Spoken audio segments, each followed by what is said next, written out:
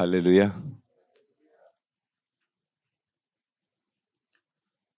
ನಾವು ಕೊಲೊಸೆ ಪತ್ರಿಕೆಯನ್ನು ಧ್ಯಾನ ಮಾಡ್ತಾ ಇದ್ದೇವೆ.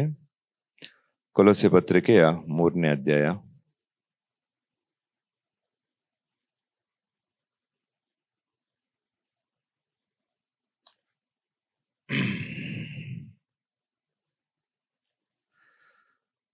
ಅಲ್ಲಿ ನಾವು 9, 10ನೇ ವಚನ, 9ನೇ ವಚನ ಮತ್ತೆ 10ನೇ ವಚನವನ್ನು ಧ್ಯಾನಿಸ್ತಾ ಇದ್ವಿ. ಕೊಲೊಸೆ ಪತ್ರಿಕೆಯಲ್ಲಿ 3ನೇ ಅಧ್ಯಾಯದ ಅದರಲ್ಲಿ 9 ಮತ್ತೆ 10ನೇ ವಚನ.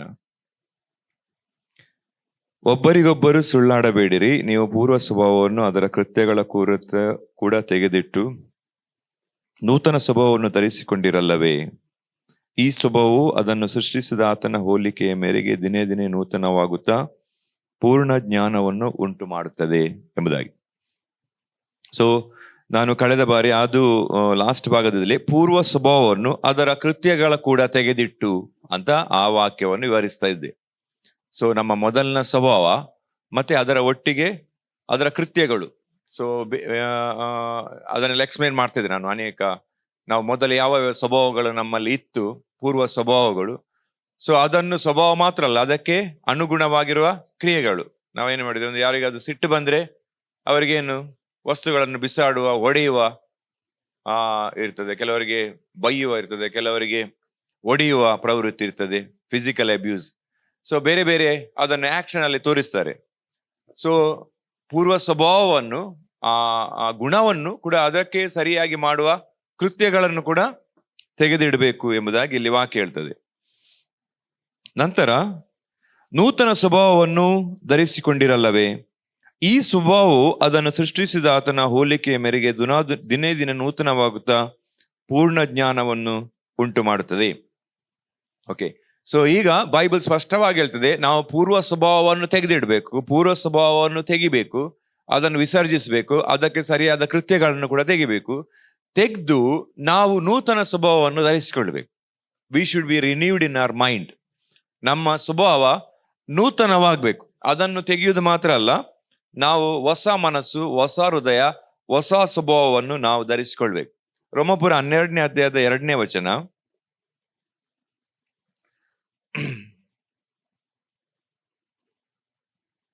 ಇಹಲೋಕದ ನಡವಳಿಕೆಯನ್ನು ಅನುಸರಿಸದೆ ನೂತನ ಮನಸ್ಸನ್ನು ಹೊಂದಿಕೊಂಡು. ಸಾಕು, ಅಲ್ಲಿ ವಾಕ್ಯ ಹೇಳ್ತದೆ, ಇಹಲೋಕದ ನಡವಳಿಕೆಯನ್ನು ಅನುಸರಿಸದೆ ನೂತನ ಸ್ವಭಾವವನ್ನು ಹೊಂದಿಕೊಂಡು. ಓಕೆ, ಸೊ ನಾವು ಕ್ರಿಸ್ತನವರು ಆದಾಗ ನಾವು ಹೊಸ ಸ್ವಭಾವ ಅದನ್ನು ನಾವು ಧರಿಸಿಕೊಳ್ಬೇಕು. ಮೊದಲನೇ ಸ್ವಭಾವವನ್ನು ಬಿಡಬೇಕು, ನೂತನ ಮನಸ್ಸನ್ನು ಧರಿಸಿಕೊಳ್ಬೇಕು. ಬೇಸಿಕಲಿ ಹೇಳ್ಬೇಕಾದ್ರೆ ಕ್ರಿಸ್ತನ ಮನಸ್ಸನ್ನು ನಾವು ಧರಿಸಿಕೊಳ್ಬೇಕು. Be renewed in our mind. So ಈಗ ನಾವು ನೂತನ ಮನಸ್ಸು ಧರಿಸಿಕೊಳ್ಳುವುದು ಹೇಗೆ ಅಂತ ಹೇಳಿದ್ರೆ, ದೇವರೊಂದಿಗೆ ಫೆಲೋಶಿಪ್ ಮಾಡಿದಾಗ, ದೇವರೊಂದಿಗೆ ಅನ್ಯೋನ್ಯತೆ ಮಾಡಿದಾಗ, ನಮ್ಮ ಇಂಟಿಮೆಸಿ, ದೇವರೊಂದಿಗೆ ನಮ್ಮ ಕ್ಲೋಸ್ನೆಸ್ ಎಷ್ಟು ಹೆಚ್ಚಾಗ್ತದೋ ಹಾಗೆ ನಮ್ಮ ಸ್ವಭಾವಗಳು ಬದಲಾಗ್ತಾ ಬರ್ತದೆ, ಚೇಂಜ್ ಆಗ್ತಾ ಬರ್ತದೆ. ಇದಕ್ಕೆ ಬೇರೆ ಏನು ಉಪಾಯ ಇಲ್ಲ, ಬೇರೆ ಏನು ಮದ್ದಿಲ್ಲ. ನಾವು ಎಷ್ಟು ದೇವರಿಗೆ ಕ್ಲೋಸ್ ಆಗ್ತಾ ಇರ್ತೇವೋ ಹಾಗೆ ನಮ್ಮ ಗುಣಗಳು ತನ್ನಷ್ಟಕ್ಕೆ ಚೇಂಜ್ ಆಗ್ತದೆ. ಇದು ಹೇಗೆ ಅಂತ ಹೇಳಿದ್ರೆ, ಇಂಪಾರ್ಟೇಷನ್ ಆದಾಗೆ. ನಾವು ಬೆಂಕಿಯ ಮುಂದೆ ಕುತ್ಕೊಂಡ್ರೆ ಏನಾಗ್ತದೆ, ನಮ್ಮ ಮೈ ಬಿಸಿ ಆಗ್ತದೆ. ಸೇಮ್ ವೇ ನಾವು ದೇವರೊಟ್ಟಿಗೆ ಕುತ್ಕೊಂಡಾಗ ನಮ್ಮ ಸ್ವಭಾವಗಳು ಬದಲಾಗ್ತದೆ. ಈಗ ನಾವು ಸತ್ಯವೇದವನ್ನು ಓದುವಾಗ ಸಹ ಹಾಗೆ, ಬೈಬಲ್ ಅನ್ನು ಓದುವಾಗ ತುಂಬಾ ಮುಖ್ಯವಾದ ವಿಷಯ. ಬೈಬಲ್ ಅನ್ನು ಓದುವಾಗ ಸಹ ಕೆಲವರು ಬೈಬಲ್ನಲ್ಲಿ ನಮ್ಗೇನೋ ಒಂದು ಸಮಾಧಾನ ಆಗ್ಬೇಕು, ನನ್ಗೇನೋ ಒಂದು ಪ್ರಾಮಿಸ್ ಸಿಗ್ಬೇಕು, ಇವತ್ತು ಏನಾದ್ರು ನನ್ಗೆ ಹೆದರಿಕೆ ಆಗ್ತಾ ಇದೆ ಅದಕ್ಕೆ ಏನಾದ್ರು ಬೇಕು, ಅಥವಾ ನಮ್ಗೇನೋ ದುಃಖ ಆಗ್ತಾ ಇದೆ ಅದಕ್ಕೆ ಏನೋ ಬೇಕು. ಅದೆಲ್ಲ ಸರಿ, ದೇವರು ಮಾತನಾಡುವಾಗ ನಮಗೆ ಅದೆಲ್ಲ ಸಿಗ್ತದೆ. ಆದ್ರೆ ನಾವು 25 ವರ್ಷ ಸಹ ಹಾಗೆ ಇರುವುದಲ್ಲ. ಅದು ಸ್ಟಾರ್ಟಿಂಗ್ ಬಿಲಿಯವರಿಗೆ ಬಂದವರಿಗೆ. ನಾವು ಬೈಬಲ್ ಓದುವಾಗ ಹೇಗೆ ಓದ್ಬೇಕಂತ ಹೇಳಿದ್ರೆ, ದೇವರ ಹೃದಯವನ್ನು ತಿಳಿಲಿಕ್ಕೋಸ್ಕರ ಬೈಬಲ್ ಓದ್ಬೇಕು, ದೇವರ ಮನಸ್ಸನ್ನು ತಿಳಿಲಿಕ್ಕೋಸ್ಕರ ಬೈಬಲ್ ಓದ್ಬೇಕು. ಪ್ರೀಚಿಂಗ್ ಮಾಡ್ಲಿಕ್ಕೆ ಅಲ್ಲ, ಟೀಚಿಂಗ್ ಮಾಡ್ಲಿಕ್ಕೆ ಅಲ್ಲ, ಬೇರೆಯವರಿಗೆ ಕಲಿಸ್ಲಿಕ್ಕೆ ಅಲ್ಲ, ಪ್ರೀಚಿಂಗ್ ಮಾಡ್ಲಿಕ್ಕೆ ಅಲ್ಲ, ಪ್ರಸಂಗ ಮಾಡ್ಲಿಕ್ಕೆ ಅಲ್ಲ ಬೈಬಲ್ ಓದುದು ದೇವರನ್ನು ತಿಳಿಲಿಕ್ಕೆ ಓದ್ಬೇಕು. ಪ್ರೀಚಿಂಗ್, ಟೀಚಿಂಗ್ ಎಲ್ಲ ಆಮೇಲೆ ಆ ಮೂಲಕ ಹೊರಗೆ ಬರುವಂಥದ್ದು ಎಕ್ಸ್ಪ್ರೆಷನ್ ನಮ್ಮದು, ದೇವರ ಅವಕಾಶ ಕೊಟ್ಟಾಗ. But that should not be the reason, because if that is the reason, ಆಗೇನಾಗ್ತದೆ ಅಂತ ಹೇಳಿದ್ರೆ, ಪ್ರೀಚಿಂಗ್ ಟೀಚಿಂಗ್ ಅವಕಾಶ ಸಿಗದಿದ್ರೆ ಬೈಬಲ್ ಓದುದಿಲ್ಲ. ಅಪೊಸ್ತಲನಾದ ಪೌಲ 2-3 ವರ್ಷ ಜೈಲಲ್ಲಿ ಇದ್ರು ಭಕ್ತನಾಗಿದ್ದ. ಅರ್ಥ ಆಗ್ತದೆ ನಿಮ್ಗೆ? ಇದು ತುಂಬಾ ಇಂಪಾರ್ಟೆಂಟ್ ವಿಷಯ.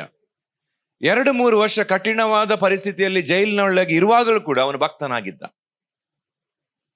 ಈಗ ಅನೇಕರಿಗೆ ನಮ್ಗೆ ಸೇವೆಗೆ ಅವಕಾಶ ಸಿಗ್ತಾ ಇಲ್ಲ, ಎಲ್ಲರೂ ನಾವು ಅದಕ್ಕೆ ಹಿಂಜಾರಿದ್ದು, ನಮ್ಗೆ ಯಾರು ಮುಂದೆ ಹೋಗ್ಲಿಕ್ಕೆ ಬಿಡ್ಲಿಲ್ಲ, ನಮ್ಗೆ ಯಾರು ಅವಕಾಶ ಕೊಡ್ಲಿಲ್ಲ, ಹಾಗಾಗಿ ಈಗ ನಾವು ಎಲ್ಲ ಬಿಟ್ಟಿದ್ದೇವೆ ಅಂತ ಹೇಳ್ತಾರೆ. ಏನು? The motive is wrong. ದೇವರು ಅದನ್ನೇ ಟೆಸ್ಟ್ ಮಾಡ್ತಾರೆ. ನಂಗೆ ಪ್ಲಾಟ್ಫಾರ್ಮ್ ಸಿಗ್ಬೇಕು, ನಂಗೆ ಅಲ್ಲಿ ಮಾತಾಡ್ಲಿಕ್ಕೆ ಸಿಗ್ಬೇಕು, ಇಲ್ಲಿ ಮಾತಾಡ್ಲಿಕ್ಕೆ ಸಿಗ್ಬೇಕು, ಎಲ್ಲಿ ಸಹ ನನಗೆ ಕೊಡ್ತಾ ಇಲ್ಲ, ಹಿಂಜೆ ಆಗ್ತಾ ಇದ್ದಾರೆ. ಸೊ ಹಾಗಾಗಿ ನಾನಿನ್ನು ಚರ್ಚಿಗೆ ಬರುವುದಿಲ್ಲ, ಬೈಬಲ್ ಓದುದಿಲ್ಲ, ಸೇವೆ ಬೇಡ ಹೇಳ್ತಾರೆ. ಸೊ ದೇವರು ಈ ಮೋಟಿವ್ ಅನ್ನೇ ಟೆಸ್ಟ್ ಮಾಡ್ತಾರೆ. ನಮ್ಮನ್ನೇನ್ ಮಾಡ್ತಾರೆ ಅಂದ್ರೆ ಶೆಲ್ಫ್ ಅಲ್ಲಿ ಇಡ್ತಾರೆ. ಶೆಲ್ಫ್ ಅಲ್ಲಿ ಇಡುದಂದ್ರೆ ತೆಗ್ದಿಡುದು. ಈಗ ದೇವರು ಕುಂಬಾರನು, ನಾವು ಮಡಕೆ. ಸೊ ಮಡಕೆ ಮಾಡುವನು ಹೇಗೆ ಮಡಕೆ ಮಾಡ್ತಾನೆ ಅಂತ ಹೇಳಿದ್ರೆ ಅದಕ್ಕೆ ಒಂದು ಪ್ರೊಸೆಸ್ ಇದೆ. ಮೊದಲಿಗೆ ಮಣ್ಣು ತರ್ತಾನೆ, ಮಣ್ಣಿಂದ ಕಲ್ಲು ಏನು ಅದರಲ್ಲಿ ಬೇಡವಿರುತ್ತೆಲ್ಲ ತೆಗಿತಾರೆ, ಶುದ್ಧೀಕರಿಸ್ತಾರೆ. ಆಮೇಲೆ ಅದಕ್ಕೆ ನೀರು ಹಾಕಿ ಅದನ್ನು ಜಜ್ತಾರೆ. ಎಷ್ಟು ಜಜ್ತದೋ ಅದು ಅಷ್ಟು ಅಂಟಾಗ್ತದೆ. ನೀವೀಗ ಮನೆಯಲ್ಲಿ ಇದು ಮಾಡ್ತೀರಲ್ಲ, ಎಂತ ಹೇಳುದು ಅದಕ್ಕೆ, ಚಪಾತಿ ಗೋಧಿ ಹಿಟ್ಟನ್ನು ಎಷ್ಟು ನೀವು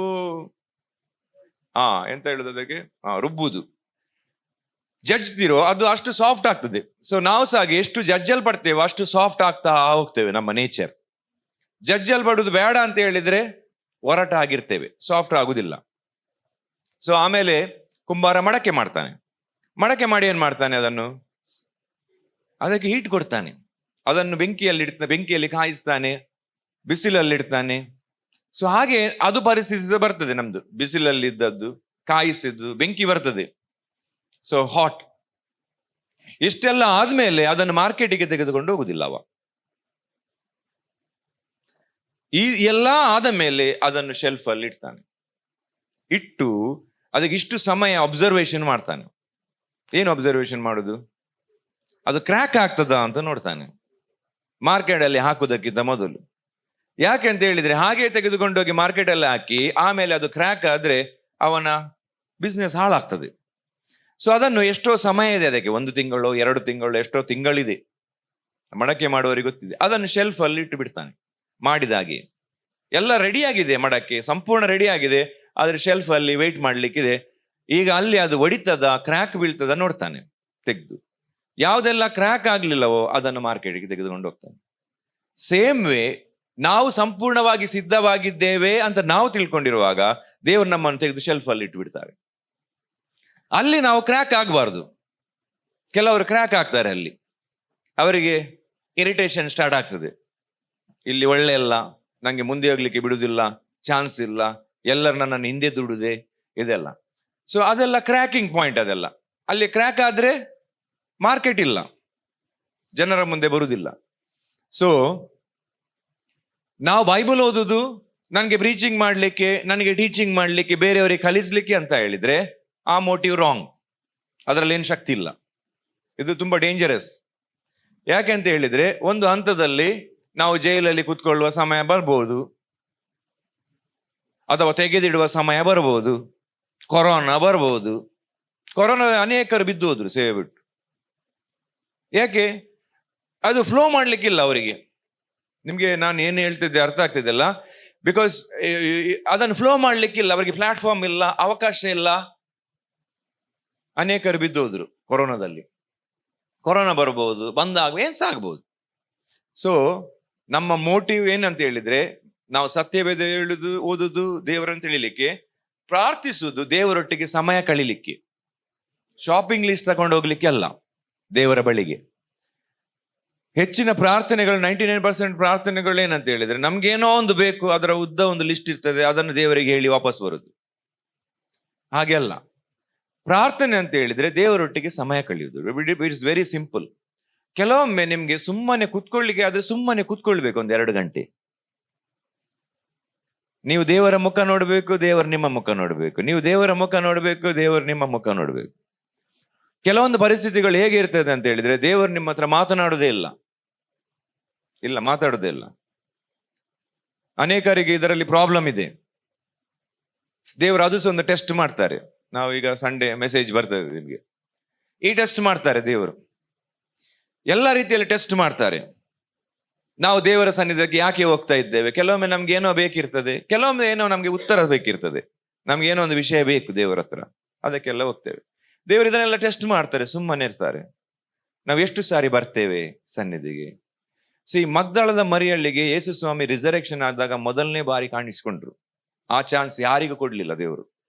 12 ಜನ ಶಿಷ್ಯರು, ಅದರಲ್ಲಿ 1 ಜನ ಹೋದ್ರು. 11 ಜನ ಶಿಷ್ಯರು 3.5 ವರ್ಷ ಯೇಸು ಸ್ವಾಮಿ ಒಟ್ಟಿಗೆ ಕೂತ್ಕೊಂಡ್ರು, ಎದ್ರು, ಊಟ ಮಾಡಿದ್ರು, ತಿರುಗಿದ್ರು. ಅವ್ರಿಗೆ ಯಾರಿಗೂ ಚಾನ್ಸ್ ಸಿಗ್ಲಿಲ್ಲ. ಮಗ್ದಳದ ಮರಿ, ಬೈಬಲ್ ಸ್ಪಷ್ಟವಾಗಿ ಹೇಳ್ತದೆ, ಮಗ್ದಳದ ಮರಿಯಳು ಪುನರ್ತನಾದ ಯೇಸುವನ್ನು ಮೊದಲನೇ ಬಾರಿ ನೋಡಿದವಳು. Very clear it is. ಯಾಕೆ ಅಂತ ಹೇಳಿದ್ರೆ, ಯೇಸು ಸ್ವಾಮಿಯನ್ನು ಸಮಾಧಿಯಲ್ಲಿಟ್ಟಿದ್ದಾರೆ, ಯೇಸು ಸ್ವಾಮಿ ಸತ್ತಿದ್ದಾರೆ. ಆಕ್ಚುಲಿ ನಾನು ಹೇಳುದು, ಯೇಸು ಸ್ವಾಮಿ ರಿಸರೆಕ್ಷನ್ ಆಗ್ತದೆ ಅಂತ ಶಿಷ್ಯರಿಗೆ 3 ಸಾರಿ ಹೇಳಿಕೊಟ್ಟಿದ್ದಾರೆ. ಆದ್ರೆ ಅವರಿಗೆ ಅರ್ಥ ಆಗ್ಲಿಲ್ಲ ಅಂತ ಬೈಬಲ್ ಹೇಳ್ತದೆ. ಅದು ಅರ್ಥ ಸಹ ಆಗ್ಲಿಲ್ಲ ಅವ್ರು. ಯಾಕಂದ್ರೆ ಅವರು ಮತ್ತೆ ಸಹ ಮಗ್ದಳದ ಮರಿಯಳು ಹೇಳುವಾಗ ಸಹ ಅವರಿಗೆ ಜೋಕ್ ಆಗಿ ಖಂಡಿತದ್ದು, ಇದೆಲ್ಲ ಜೋಕ್ ಆಗಿ ಕಂಡಿದ್ದು. ಓಕೆ, ಹಾಗಾದ್ರೆ ನಾನು ಎಣಿಸ್ತೇನೆ ಮಗ್ದಳದ ಮರಿಯಳಿಗೆ ಹೇಳಲಿಲ್ಲ. ಆದ್ರೂ ಈಗ ವಿಷಯ ಏನಂತ ಹೇಳಿದೆ, ಮಗ್ದಳದ ಮರಿಯಳು ಸಮಾಧಿಗೆ ಹೋಗ್ತಾ ಇದ್ದಾಳೆ, ಯೇಸು ಸ್ವಾಮಿ ಈಗ ಏನಾಗಿದ್ದಾರೆ? ಸತ್ತಿದ್ದಾರೆ. ಈಗ ಅಲ್ಲಿ ಹೋದ್ರೆ ಯೇಸು ಸ್ವಾಮಿ ತಲೆ ಕೈ ಇಟ್ಟು ಪ್ರೇಯರ್ ಮಾಡ್ತಾರಾ? ಇಲ್ಲ. ಅವಳಿಗೆ ಬೇಸರ ಆಗಿದ್ರೆ ಏನಾದ್ರೂ ಸಮಾಧಾನ ಹೇಳ್ತಾರಾ? ಇಲ್ಲ. ಏನೋ ಒಂದು ಒಳ್ಳೆ ಪ್ರೀಚಿಂಗ್ ಕೊಡ್ತಾರಾ ವಾಕ್ಯ ಕೇಳುವ ಅಂತ ಹೇಳಿದ್ರೆ? ಇಲ್ಲ, ಪ್ರೀಚಿಂಗ್ ಇಲ್ಲ. ಸೊ ಯಾವ ರೀತಿಯಲ್ಲಿ ಸಹ ಈಗ ಯೇಸು ಸ್ವಾಮಿ ರೆಸ್ಪಾಂಡ್ ಮಾಡುದಿಲ್ಲ. ಆದ್ರೂ ಅವಳು ಸುಗಂಧ ದ್ರವ್ಯವನ್ನು ಇಟ್ಕೊಂಡು ಯೇಸು ಸ್ವಾಮಿ ಬಳಿಗೆ ಹೋದ. ಹಲ್ಲೆಲೂಯಾ. ನಿಮ್ಗೆ ನಾನು ಏನ್ ಹೇಳಲಿಕ್ಕೆ ಹೋಗ್ತಾ ಇದ್ದೆ ಅರ್ಥ ಆಗ್ತಿದೆ ಅಲ್ಲ? Is not going to talk to him. So ಅವಳ ಹತ್ರ ಮಾತಾಡೋದಿಲ್ಲ, ಅವಳಿಗೆ ಹೀಲಿಂಗ್ ಪ್ರೇಯರ್ ಮಾಡೋದಿಲ್ಲ, ಅವಳಿಗೆ ಸಮಾಧಾನ ಮಾಡೋದಿಲ್ಲ, ಒಂದು ಒಳ್ಳೆ ಪ್ರೀಚಿಂಗ್ ಕೊಡುದಿಲ್ಲ, ಒಂದು ಒಳ್ಳೆ ರೆವಲೇಷನ್ ಹೇಳುದಿಲ್ಲ, ಏನಿಲ್ಲ. ಅಂಡ್ ಶಿ ನೋಸ್ ದಟ್, ಅವಳಿಗೆ ಅದು ಗೊತ್ತಿದೆ. ಆದ್ರೂ ಕೂಡ ಓದ್ಲು. ಈಗ ಇನ್ನೂ ಬಹಳ ಮುಖ್ಯವಾದ ವಿಷಯ ಏನಂದ್ರೆ, ಅಲ್ಲಿ ಯೇಸು ಸ್ವಾಮಿ ಕಾಣದಿರುವಾಗ ಅವಳು ಸುಮ್ಮನೆ ಮನೆಗೆ ಬರ್ಲಿಲ್ಲ, ಅವಳು ಅಲ್ಲೇ ಕೂತ್ಕೊಂಡ್ಲು. ನಾನ್ ನನ್ನ ಸ್ವಾಮಿಯನ್ನು ನೋಡ್ಲೇಬೇಕು. ಇದು ರಿಯಲ್, ಇದು ನಿಜವಾದ ಭಕ್ತಿ. ನಾನ್ ನನ್ನ ಸ್ವಾಮಿಯನ್ನು ನೋಡದೆ ಹೋಗುದಿಲ್ಲ, ಹಠ ಹಿಡಿದ್ಲು. ಅದಕ್ಕೆ ಸ್ವಾಮಿ ಅವಳಿಗೆ ಮೊದಲು ಕಾಣಿಸ್ಕೊಂಡ್ರು. ಇದು ನಿಜವಾದ ಭಕ್ತಿ. ಓಕೆ, ಸೊ ಏನು ಮಾತನಾಡಿದ್ರು ನಾನು ಯೇಸುವಿನ ಮುಖ ನೋಡ್ಬೇಕು, ನಾನು ಅವರೊಂದಿಗೆ ಕೂತ್ಕೊಂಡಿರ್ಬೇಕು. So that is all real. So ಇಂಥ ಎಲ್ಲ ಪ್ರಾರ್ಥನೆ ಏನ್ ಮಾಡ್ತದೆ ಅಂದ್ರೆ ನಮ್ಮನ್ನು ಬದಲು ಮಾಡ್ತದೆ. ಈಗ ನೀವು ಯಾರಿಗಾದ್ರೂ ಬೈಬಲ್ ಓದ್ತೀರಾ ಕೇಳಿದ್ರೆ ಓದ್ತೇನೆ ಹೇಳ್ತಾರೆ. ನೀವು ಪ್ರೇಯರ್ ಮಾಡ್ತೀರಾ ಕೇಳಿದ್ರೆ, ಈಗ ಪ್ರೇಯರ್ ಮಾಡುವವರು ತುಂಬಾ ಜನ ಇದ್ದಾರೆ, ಬೈಬಲ್ ಓದುವವರು ತುಂಬಾ ಜನ ಇದ್ದಾರೆ. ಆದ್ರೆ ಚರ್ಚಲ್ಲಿ 90% ಗಾಸಿಪ್ ಹಾಗೇ ಇದೆ, ಅದು ಚೇಂಜ್ ಆಗ್ಲಿಲ್ಲ. ಕ್ರಿಟಿಸಿಸಮ್ ಹಾಗೇ ಇದೆ, ಚೇಂಜ್ ಆಗ್ಲಿಲ್ಲ. ಯಾಕೆ ಹಾಗೆ ಆಗುದು? ಆಗ್ಬೇಕಲ್ಲ. ಈಗ 20-25 ವರ್ಷ ನಾವೇನೋ ಮಾಡಿದಕ್ಕೆ ಏನಾದ್ರೂ ಒಂದು ಆಗ್ಬೇಕಲ್ಲ. ಈಗ ಯಾಕೆ ಹಾಗೆ ಉಳಿದಿದೆ? ಯಾಕೆ ಅಂತ ಹೇಳಿದ್ರೆ, ಪ್ರಾರ್ಥನೆಯನ್ನು ಅರ್ಥ ಮಾಡಿಕೊಂಡ ರೀತಿ ಬೇರೆ, ವಾಕ್ಯ ಓದುವುದನ್ನು ಅರ್ಥ ಮಾಡಿಕೊಂಡ ರೀತಿ ಬೇರೆ. It's all about our need. ನನ್ಗೇನ್ ಸಿಗ್ತದೆ. ಕೆಲವರ ಹತ್ರ ದೊಡ್ಡ ಶಾಪಿಂಗ್ ಲಿಸ್ಟ್ ಇದೆ ಪ್ರೇಯರಿಗೆ ಹೋಗ್ಲಿಕ್ಕೆ. ಅದು ಎಷ್ಟು ದೊಡ್ಡದು ಬೇಕಾದ್ರೂ ಮಾಡಿಕೊಳ್ತಾರೆ ಅವರು. ಅದನ್ನು ಗಂಟೆ ಕಟ್ಲಿ ಹೇಳಿ ಆಮೇನ್ ಮಾಡಿ ಬರುದು. ದೇವರ ಅದ್ಭುತಗಳು ಆಗ್ತದೆ. ಮಿರಾಕಲ್ಸ್ಗಳು ದೇವರು ಯಾರಿಗೆ ಸಹ ಮಾಡ್ತಾರೆ. ಬೈಬಲ್ ಹೇಳ್ತದೆ, ನನ್ನ ಹೆಸರು ಗೊತ್ತಿಲ್ಲದವರಿಗೆ ಸಹ ನಾನು ಸಹಾಯ ಮಾಡ್ತೇನೆ. ಮಿರಾಕಲ್ ಆಗ್ಲಿಕ್ಕೆ ಉಂಟಲ್ಲ, ಮಿರಾಕಲ್ ಆಗ್ಲಿಕ್ಕೆ ದೇವರ ಕರುಣೆ, ಅದು ಪ್ರೀತಿ. ನನ್ನ ಹೆಸರು ಹಿಡಿದು ಕರೆಯದವರಿಗೂ ನಾನು ಇದ್ದೇನೆ ಅಂತ ದೇವರು ಕೈ ಚಾಚ್ತಾರಂತೆ. That's totally different. ಕೆಲವರು ಹೇಗೆ ಎಣಿಸಿದ್ದಾರೆ ಅಂತ ಹೇಳಿದ್ರೆ, ನನ್ನ ಜೀವಿತದಲ್ಲಿ ಅದ್ಭುತ ಆಯ್ತು, ಮಿರಾಕಲ್ ಆಯ್ತು ಅಂತ ಹೇಳಿದ್ರೆ ದೇವರು ನನ್ನೊಟ್ಟಿಗೆ ಚಲಿಸ್ತಾ ಇದ್ದಾರೆ ಅಂತ ಎಣಿಸ್ತಾರೆ. ಹಾಗೆ ಇಲ್ಲ. ಸೊ ಇದೆಲ್ಲ ರಾಂಗ್ ಇಂಟರ್ಪ್ರಿಟೇಷನ್. ದೇವರ ಕರುಣೆ, ಕಂಪ್ಯಾಷನ್. ದೇವರು ಅಹಾಬನಿಗೆ ಕರುಣೆ ತೋರಿಸಿದ್ರು. ಹಲ್ಲೆಲೂಯಾ. ಎಂತ ದುಷ್ಟ ವಿಗ್ರಹಾರಾಧಕ, ದುಷ್ಟ ಅಂತ ಅಹಾಬನಿಗೆ, ಅವನು ನಾಬೋತನನ್ನು ಕಲ್ಲೊಡೆದು ಸಾಯಿಸ್ಬಿಟ್ಟ. ಎಂತ ದುಷ್ಕೃತ್ಯ! ಕಲ್ಲೊಡೆದು ಒಳ್ಳೆಯ ವ್ಯಕ್ತಿಯನ್ನು ಕೆಟ್ಟ ಆರೋಪ ಹಾಕಿ ಕಲ್ಲೊಡೆದು ಸಾಯಿಸ್ಬಿಟ್ರು, ಅವನು ಮತ್ತೆ ಅವನ ಹೆಂಡತಿ ಒಟ್ಟಾಗಿ. ದೇವರು ಅವನಿಗೆ ಕರುಣೆ ತೋರಿಸಿದ್ರು. ಇದು ಬಹಳ ದೊಡ್ಡ ವಿಷಯ. ಸೊ ದೇವರ ಕರುಣೆ ಎಷ್ಟು ದೊಡ್ಡದಿದೆ ಅಂತ ಹೇಳಿದ್ರೆ ನಮ್ಗೆ ಇಮ್ಯಾಜಿನ್ ಮಾಡ್ಲಿಕ್ಕೆ ಸಾಧ್ಯ ಇಲ್ಲ. ಸೊ ನಮ್ಮ ಹೃದಯ ಬದಲಾವುದು, ಹೊಸ ಮನಸ್ಸು, ಹೊಸ ಹೃದಯ ಉಂಟಾಗುವುದು, ನಾವು ಸತ್ಯವೇದ ಓದುದು ದೇವರ ಹೃದಯವನ್ನು ಹುಡುಕ್ಲಿಕ್ಕೆ, ದೇವರ ಮನಸ್ಸನ್ನು ತಿಳಿಲಿಕ್ಕೆ, ದೇವರ ಉದ್ದೇಶಗಳನ್ನು ಅರಿಲಿಕ್ಕೆ. ನನ್ನ ಜೀವಿತದಲ್ಲಿ ದೇವರ ಆಲೋಚನೆ ಏನಿದೆ ಎಂಬುದನ್ನು ಹುಡುಕ್ಲಿಕ್ಕೆ ನಾವು ಆ ಉದ್ದೇಶದಿಂದ ಬೈಬಲ್ ಓದುವಾಗ ಮಾತ್ರ ನಮ್ಮ ಮನಸ್ಸು ಬದಲಾಗುವುದು. ಅದರ್ವೈಸ್ ಅದು ಬೇರೆ ಯಾವ ರೀತಿಯಲ್ಲಿ ಎಫೆಕ್ಟ್ ಮಾಡುವುದಿಲ್ಲ. ನಮ್ಗೆ ಸಮಾಧಾನ ಆಗ್ತದೆ, ನನಗೆ ಪ್ರಾಮಿಸ್ ಸಿಕ್ಕಿತ್ತು, ನಂಗೆ ಧೈರ್ಯ ಬಂತು, ಇದೆಲ್ಲ ಸರಿ, ಇದೆಲ್ಲ ತಪ್ಪ ಅಂತ ಹೇಳುದಿಲ್ಲ. ನಾನೀಗ ಸಬ್ಜೆಕ್ಟ್ ಮಾತನಾಡುದು ರಿನ್ಯೂಡ್ ಮೈಂಡ್, ಹೊಸ ಮನಸ್ಸು, ಕ್ರಿಸ್ತನ ಮನಸ್ಸು. ದೇವರು ಯೋಚಿಸಿದಾಗೆ ಯೋಚಿಸುದು, ದೇವರು ನೋಡಿದಾಗೆ ನೋಡುದು, ದೇವರು ಮಾತನಾಡಿದಾಗೆ ಮಾತನಾಡುದು. ಇದು ನಾವು ಮಾತನಾಡ್ತಿರೋ ವಿಷಯ. ಓಕೆ, ಸೊ ಅದು ಆಗ್ಬೇಕು. ಸೊ ಪ್ರೇಯರ್ಸ್ ಆಗಿ, ಪ್ರಾರ್ಥನೆ ಅಂತ ಹೇಳಿದ್ರೆ ನೀವು ಗಂಟೆ ಗಟ್ಟಲೆ ಸುಮ್ಮನೆ ಕೂತ್ಕೊಂಡಿರ್ಲಿಕ್ಕೆ ಸಹ ಕಲಿಬೇಕು. ಜಸ್ಟ್ ಕೂತ್ಕೊಳ್ಳಿಕ್ಕೆ. ಬೈಬಲ್ ಅಲ್ಲಿ ವಾಕ್ಯ ಏಷಯ 40:31 ಹೇಳ್ತದೆ, ದೋಸ್ who wait upon the Lord, ಅಂದ್ರೆ ಯೆಹೋವನ ಸನ್ನಿಯಲ್ಲಿ ಕಾದಿರುವವರು ಹದ್ದುಗಳಂತೆ ರೆಕ್ಕೆ ಚಾಚಿ ಹೋಗುವರು ಎಂಬುದಾಗಿ. ಓಕೆ, ಕನ್ನಡ ಬೈಬಲ್ ಆಕ್ಚುಲಿ ಯೆಹೋವನನ್ನು ನಿರೀಕ್ಷಿಸುವವರು ಅಂತ ಆಗಿದೆ. ಓಕೆ, ಆದ್ರೆ English Bible correct version, those who wait upon the Lord ಅಂದ್ರೆ ದೇವರ ಸನ್ನಿಧಿಯಲ್ಲಿ ಕಾದಿರುವವರು, ಹಾಗೆ ಬರ್ಬೇಕಿತ್ತದು. Those who wait upon the Lord, ದೇವರಿಗಾಗಿ ಕಾದಿರುವವರು. ಹೇಗೆ ಮಗ್ದಳ ಮರಿಯಳು ಗುಹೆಯ ಬದಿಯಲ್ಲಿ ಕಾದಿದ್ಲು, ಯೇಸು ಸ್ವಾಮಿ ಬರದೆ ನಾನು ಹೋಗುವುದಿಲ್ಲ ಇಲ್ಲಿಂದ ಅಂತ ಹೇಳಿ ಕಾದಿದ್ಲು. ಓಕೆ, ಸೊ ನೂತನ ಮನಸ್ಸು ನಮ್ಗೆ ಬೇಕು, ಕ್ರಿಸ್ತನ ಹೃದಯ ನಮಗೆ ಬೇಕು, ಕ್ರಿಸ್ತನ ಮನಸ್ಸು ನಮಗೆ ಬೇಕು. ಈ ಸ್ವಭಾವವು ಅದನ್ನು ಸೃಷ್ಟಿಸಿದ ಅದನ್ನ ಹೋಲಿಕೆಯ ಮೇರೆಗೆ ದಿನೇ ದಿನೇ ನೂತನವಾಗುತ್ತಾ ಪೂರ್ಣ ಜ್ಞಾನವನ್ನುಂಟು ಮಾಡ್ತದೆ. ಯಾವುದೀಗ ಈ ಸ್ವಭಾವ ಅಂದ್ರೆ ನೂತನ ಮನಸ್ಸು ಅಂದ್ರೆ ಕ್ರಿಸ್ತನ ಮನಸ್ಸು. ಇದು ಏನಾಗ್ತದೆ, ಒಂದು ದಿವಸದಲ್ಲಿ ಎಲ್ಲ ಆಗುದಿಲ್ಲ, 2 ದಿವಸದಲ್ಲಿ ಆಗುದಿಲ್ಲ, 1 ವಾರದಲ್ಲಿ ಆಗುದಿಲ್ಲ, ಎವ್ರಿ ಡೇ, ಪ್ರತಿ ದಿವಸ ನಾವು ಹೊಸದಾಗ್ತಾ ಇರ್ತೇವೆ, ಪ್ರತಿ ದಿವಸ. ಸೊ ಈ ಸ್ವಭಾವವು ತನ್ನನ್ನು ಸೃಷ್ಟಿಸಿದ ಆತನ ಹೋಲಿಕೆಗೆ ಅಂದ್ರೆ ದೇವರಿಗೆ ಸೃಷ್ಟಿಸಿದ ಆತನ ಹೋಲಿಕೆಗೆ ಮೇರೆಗೆ ದಿನೇ ದಿನೇ ನೂತನವಾಗುತ್ತಾ ಪೂರ್ಣ ಜ್ಞಾನವನ್ನು ಉಂಟು ಮಾಡ್ತದೆ.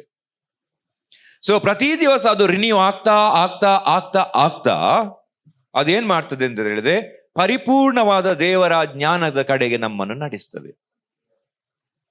ಓಕೆ, ಸೊ ಇದು ತುಂಬಾ ಇಂಪಾರ್ಟೆಂಟ್ ವಿಷಯ. ಓಕೆ, ನಾವು ಮುಂದೆ ಹೋಗುವ. ಇದನ್ನು ಧರಿಸಿಕೊಂಡವರಲ್ಲಿ ಯಾವುದನ್ನು? ನೂತನ ಮನಸ್ಸನ್ನು. ರಿನ್ಯೂ ಆದವರು, ಹೊಸ ಮನಸ್ಸು, ಕ್ರಿಸ್ತನ ಮನಸ್ಸು, ಸಂಪೂರ್ಣವಾಗಿ ಹಳೆದನ್ನು ತೆಗೆದಿಟ್ಟು ಹೊಸದನ್ನು ಹಾಕಿಕೊಂಡಿರುವವರು. ಓಕೆ, ಇವರಲ್ಲಿ ಏನಿದೆ ಅಂದ್ರೆ ಗ್ರೀಕರು ಯಹೂದ್ಯರು ಭೇದ ಇಲ್ಲ. ಈಗ ಯಾಕೆ ಹಾಗೆ ಮಾತಾಡ್ಬೇಕು? ಗ್ರೀಕರಂದ್ರೆ ಅನ್ಯರು, ಯಹೂದ್ಯರಂದ್ರೆ ದೇವರಿಂದ ಆರಿಸಲ್ಪಟ್ಟರು, ಚೋಸನ್ ಪೀಪಲ್. ಗ್ರೀಕರು ಯಹೂದ್ಯರು ಭೇದವಿಲ್ಲ, ಸುನ್ನತಿ ಮಾಡಿಸಿಕೊಂಡವರು ಸುನ್ನತಿ ಮಾಡಿಕೊಳ್ಳದವರು ಎಂಬ ಭೇದ ಇಲ್ಲ, ಮೇಲ್ಚರು ಹೂಣರು ಎಂಬ ಹೆಸರುಗಳಿಲ್ಲ, ಅಂದ್ರೆ ಮೇಲ್ಜಾತಿ ಕೆಳಜಾತಿ, ಮೇಲೆ ಕೆಳಗೆ, ಆಳು ಒಡೆ ಎಂಬ ಭೇದ ಇಲ್ಲ, ಆದರೆ ಕ್ರಿಸ್ತನೇ ಸಮಸ್ತದಲ್ಲಿಯೂ ಸಮಸ್ತವೂ ಆಗಿರುವನು. ಅಂದ್ರೆ ನಮ್ಮ ಹೃದಯಗಳು ಮನಸ್ಸುಗಳು ಹೇಗೆ ಒಂದಾಗಿರ್ತದೆ ಅಂದ್ರೆ everybody is United through Christ in one mind. ಒಂದೇ ಮನಸ್ಸು ಎಲ್ಲರಿಗೆ ಸಹ, ಎಲ್ಲರೂ ಯೋಚನೆ ಮಾಡುವ ರೀತಿ ಒಂದೇ, ನೋಡುವ ರೀತಿ ಒಂದೇ, ಮಾತನಾಡುವ ಮಾತು ಒಂದೇ, ನಂಬಿಕೆ ಒಂದೇ, ಎಲ್ಲ ಒಂದೇ. So we are united, we are together in oneness with Christ. So ಯೇಸುವಿನಲ್ಲಿ ನಾವು ಒಂದೇ ಆಗಿದ್ದೇವೆ. ಸೊ ಈ ಒನ್ನೆಸ್ ಬರುವುದು ಹೀಗೆ, ಎಲ್ಲರೂ ಆ ಕ್ರಿಸ್ತನ ಮನಸ್ಸಿಗೀಗ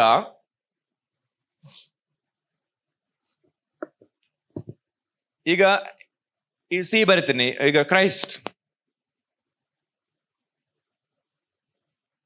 ಈಗ ಪರ್ಸನ್ ಎ ಅವನಿಗೆ ಒಂದು ಸ್ವಭಾವ ಇದೆ, ಪರ್ಸನ್ ಬಿ ಅವನಿಗೊಂದು ಸ್ವಭಾವ ಇದೆ, ಪರ್ಸನ್ ಸಿ ಅವನಿಗೊಂದು ಸ್ವಭಾವ ಇದೆ, ಪರ್ಸನ್ ಡಿ ಒಂದು ಸ್ವಭಾವ ಇದೆ, ಎಲ್ಲರಿಗೂ ಒಂದೊಂದು ಸ್ವಭಾವ ಇದೆ.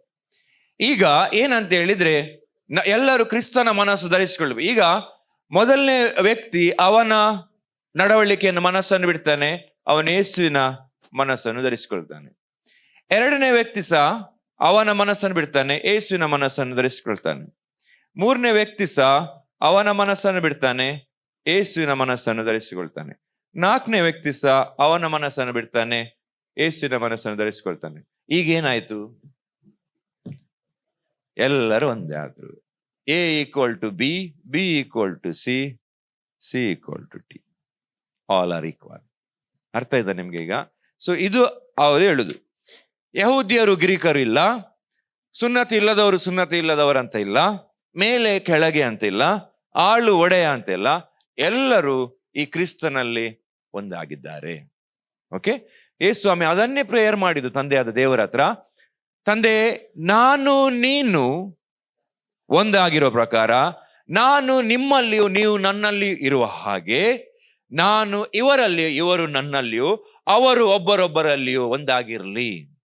ಹಲ್ಲೆಲೂಯಾ. ಸೊ ನಾವು ಒಂದೇ ಫ್ಯಾಮಿಲಿ ಆಗ್ತೇವೆ ಆಗ, ದೇವರ ಫ್ಯಾಮಿಲಿ. ಈಗ ನಾವು ಏನು, ಈಗ ಕ್ರೈಸ್ತರಂದ್ರೆ ಏನು? ದೇವರ ಫ್ಯಾಮಿಲಿ. ಆಕ್ಚುಲಿ ನಾವು ಒನ್ ಫ್ಯಾಮಿಲಿ ಇನ್ ಕ್ರೈಸ್ಟ್, ದೇವರ ಕುಟುಂಬದಲ್ಲಿ ಇದ್ದೇವೆ ನಾವೆಲ್ಲ. ಅಂಡ್ ಆಕ್ಚುಲಿ ನಾವು ಸಭೆಯನ್ನು ಎಣಿಸುವಾಗ ನನಗೆ ಅದೊಂದು ಬಹಳ ಖುಷಿ ಆಗುದು. ನಾವು ಎಲ್ಲಿಂದ ಬಂದದ್ದು, ಹೇಗೋ ಬಂದದ್ದು. ನೀವೊಂದು ಚರ್ಚ್ ಅಂತ ನೋಡಿದ್ರೆ ಬೇರೆ ಬೇರೆ ಪಂಗಡದವರಿದ್ದಾರೆ, ಬೇರೆ ಬೇರೆ ಕಡೆಯವರಿದ್ದಾರೆ, ಮೇಲೆ ಇದ್ದಾರೆ, ಕೆಳಗೆ ಇದ್ದಾರೆ, ಅಲ್ಲಿ ಅವರಿದ್ದಾರೆ, ಇಲ್ಲಿ ಅವರಿದ್ದಾರೆ, ಆ ಭಾಷೆಯವರಿದ್ದಾರೆ, ಈ ಭಾಷೆಯವರಿದ್ದಾರೆ, ಆ ಊರಿನವರಿದ್ದಾರೆ, ಈ ಊರಿನವರಿದ್ದಾರೆ. ಆದ್ರೆ ಎಲ್ಲರೂ ಕೂಡ ನಾವು ಒಂದಕ್ಕೆ ಸೇರಿ ಬರ್ತೇವೆ, ಹೌದಲ್ವಾ? ಅದೊಂದು ಬಹಳ ಅದ್ಭುತದ ವಿಷಯ. If U C the church of god, ದೇವರ ಸಭೆ ನಾನು ಮಾತನಾಡುದು, ದೇವರ ಸಭೆಯಲ್ಲಿ ನಿಮ್ಗೆ ಇದು ವಿಷಯ ಸಿಗ್ತದೆ. ನಿಮ್ಗೆ ಭಯಂಕರ ಇದು ವಿಷಯ, ಬೇರೆ ಎಲ್ಲಿ ಸಹ ಸಿಗುದಿಲ್ಲ, ನಿಮ್ಮ ಮನೆ ಒಳಗೆ ಸಹ ಸಿಗುದಿಲ್ಲ.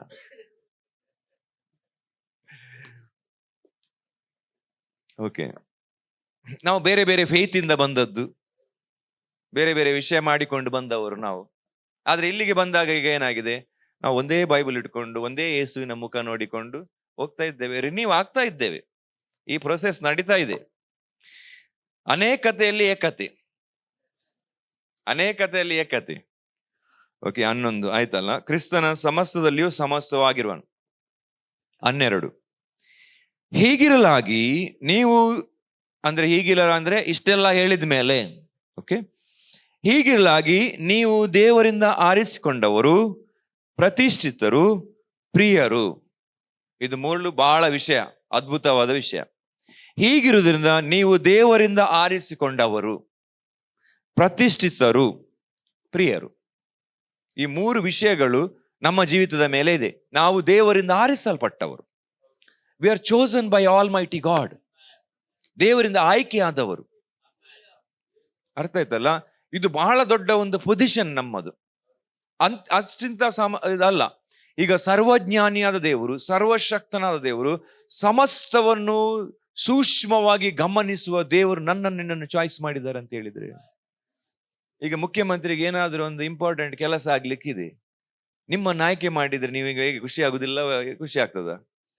ಖುಷಿ ಆಗ್ತದೆ. ಇಡೀ ಊರಿನಲ್ಲಿ ನಿಮ್ಮನ್ನು ಚೂಸ್ ಮಾಡಿದ್ರೆ ಖುಷಿ ಆಗ್ತದೆ. ಇಡೀ ಫ್ಯಾಮಿಲಿಯಲ್ಲಿ ನಿಮ್ಮನ್ನು ಚೂಸ್ ಮಾಡಿದ್ರೆ ಖುಷಿ ಆಗ್ತದೆ. ಇಡೀ ಕ್ಲಾಸಲ್ಲಿ ನಿಮ್ಮನ್ನು ಚೂಸ್ ಮಾಡಿದ್ರೆ ಖುಷಿ ಆಗ್ತದೆ. ಸೇಮ್ ವೇ ಈ ಸರ್ವಶಕ್ತನಾದ ದೇವರು ನಿನ್ನನ್ನು ಹ್ಯಾಂಡ್ ಪಿಕ್ ಮಾಡಿದ್ದಾರೆ, ಚೂಸ್ ಮಾಡಿದ್ದಾರೆ. ಎಲ್ಲಾ ಜನರ ಮಧ್ಯದಲ್ಲಿ, ಎಲ್ಲಾ ಕುಟುಂಬದ ಸದಸ್ಯರ ಮಧ್ಯದಲ್ಲಿ, ಎಲ್ಲಾ ಪಟ್ಟಣದ ಮಧ್ಯದಲ್ಲಿ, ಊರಿನ ಮಧ್ಯದಲ್ಲಿ ನಿನ್ನನ್ನು ಹ್ಯಾಂಡ್ ಪಿಕ್ ಮಾಡಿದ್ದಾರೆ, ಚೂಸ್ ಮಾಡಿದ್ದಾರೆ. ಸೊ ಇದು ಬಹಳ ದೊಡ್ಡ ವಿಷಯ. ಯಾಕೆ ಅಂತ ಹೇಳಿದ್ರೆ, ಈಗ ಯಾವ್ದಾದ್ರು ಜಾಬಿಗೆ ಹೋಗ್ತಾರೆ, ಏನು ಇಂಟರ್ವ್ಯೂಗೆ ಹೋಗ್ತಾರೆ.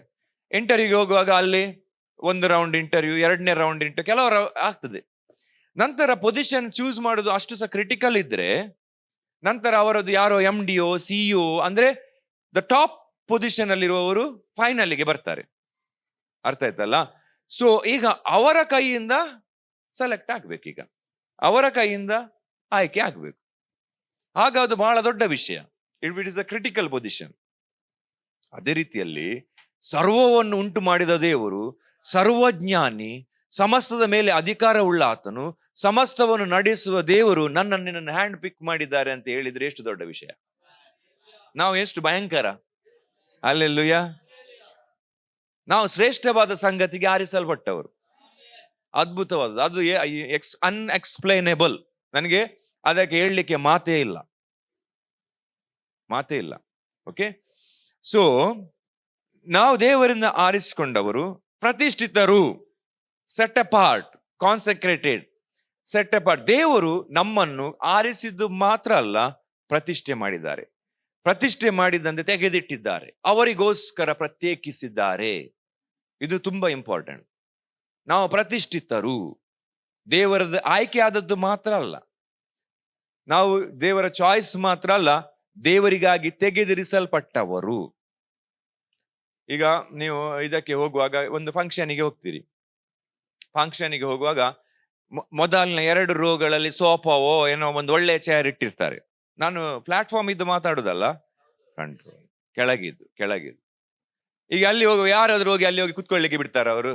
ಇಲ್ಲ.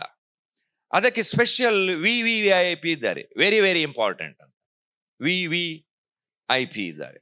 ಸೊ ಅವರು ಬಂದಾಗ ಅವರನ್ನು ಇಟ್ಕೊಂಡು ಹೋಗ್ಲಿಕ್ಕೆ ಜನ ಇದ್ದಾರೆ. ಸೊ ಈಗ ಆ ಸೀಟ್ಗಳು ಅವರಿಗೋಸ್ಕರ ಸೆಟ್ ಅಪಾರ್ಟ್, ಪ್ರತಿಷ್ಠಿತರು ಅಂತ ಹೇಳಿದ್ರೆ, ಒಂದು ವೇಳೆ ಎಲ್ಲಾ ಸೀಟ್ ಫುಲ್ ಆದ್ರೂ ಅವರು ಬೇಕಾದ್ರೆ ಚೇರ್ ಹಿಂದೆ ಹಾಕ್ತಾರೆ, ಜನರನ್ನು ಇಲ್ಲಿ ಬಂದು ಕುತ್ಕೊಳ್ಳಿಸುವುದಿಲ್ಲ. ಯಾರಿಗಾಗಿ ಅದು ಕಾದಿರಿಸಲ್ಪಟ್ಟಿದೆಯೋ ಅವರೇ ಅದರಲ್ಲಿ ಬಂದು ಕುತ್ಕೊಳ್ಬೇಕು. ಅವರು ಬರುವ ತನಕ ಅದು ಫಿಲ್ ಆಗುದಿಲ್ಲ, ಅದು ಹಾಗೇ ಇರ್ತದೆ. ಅವರು ಬರದಿದ್ರೆ ಅದು ಎಂಟಿಯೇ ಇರ್ತದೆ. ಹಲ್ಲೆಲೂಯಾ. ಏನೀಗ ವಿಷಯ? Honour, it's an honour. So ದೇವರು ನಮ್ಮನ್ನು ತೆಗೆದಿಟ್ಟಿದ್ದಾರೆ, ಪ್ರತಿಷ್ಠೆ ಮಾಡಿದ್ದಾರೆ, ನಮ್ಮನ್ನು ಅವರಿಗೋಸ್ಕರ ಬೈಬಲ್ ಹೇಳ್ತದೆ, ದೇವರು ತನ್ನ ಭಕ್ತರನ್ನು ಅವರಿಗೋಸ್ಕರ ಪ್ರತ್ಯೇಕಿಸಿದ್ದಾರೆ ಎಂಬುದಾಗಿ. ಸೊ ದೇವರು ನಮ್ಮನ್ನು ಚೂಸ್ ಮಾಡಿದ್ದು ಮಾತ್ರ ಅಲ್ಲ, ನಮ್ಮನ್ನು ಪುನಃ ಪ್ರತ್ಯೇಕಿಸಿದ್ದಾರೆ, ಪ್ರತಿಷ್ಠೆ ಮಾಡಿದ್ದಾರೆ, ನಮ್ಮ ಮೇಲೆ ಒಂದು ಮುದ್ರೆ ಹಾಕಿದ್ದಾರೆ. ಸೊ ನೆಕ್ಸ್ಟ್, ಪ್ರಿಯರು.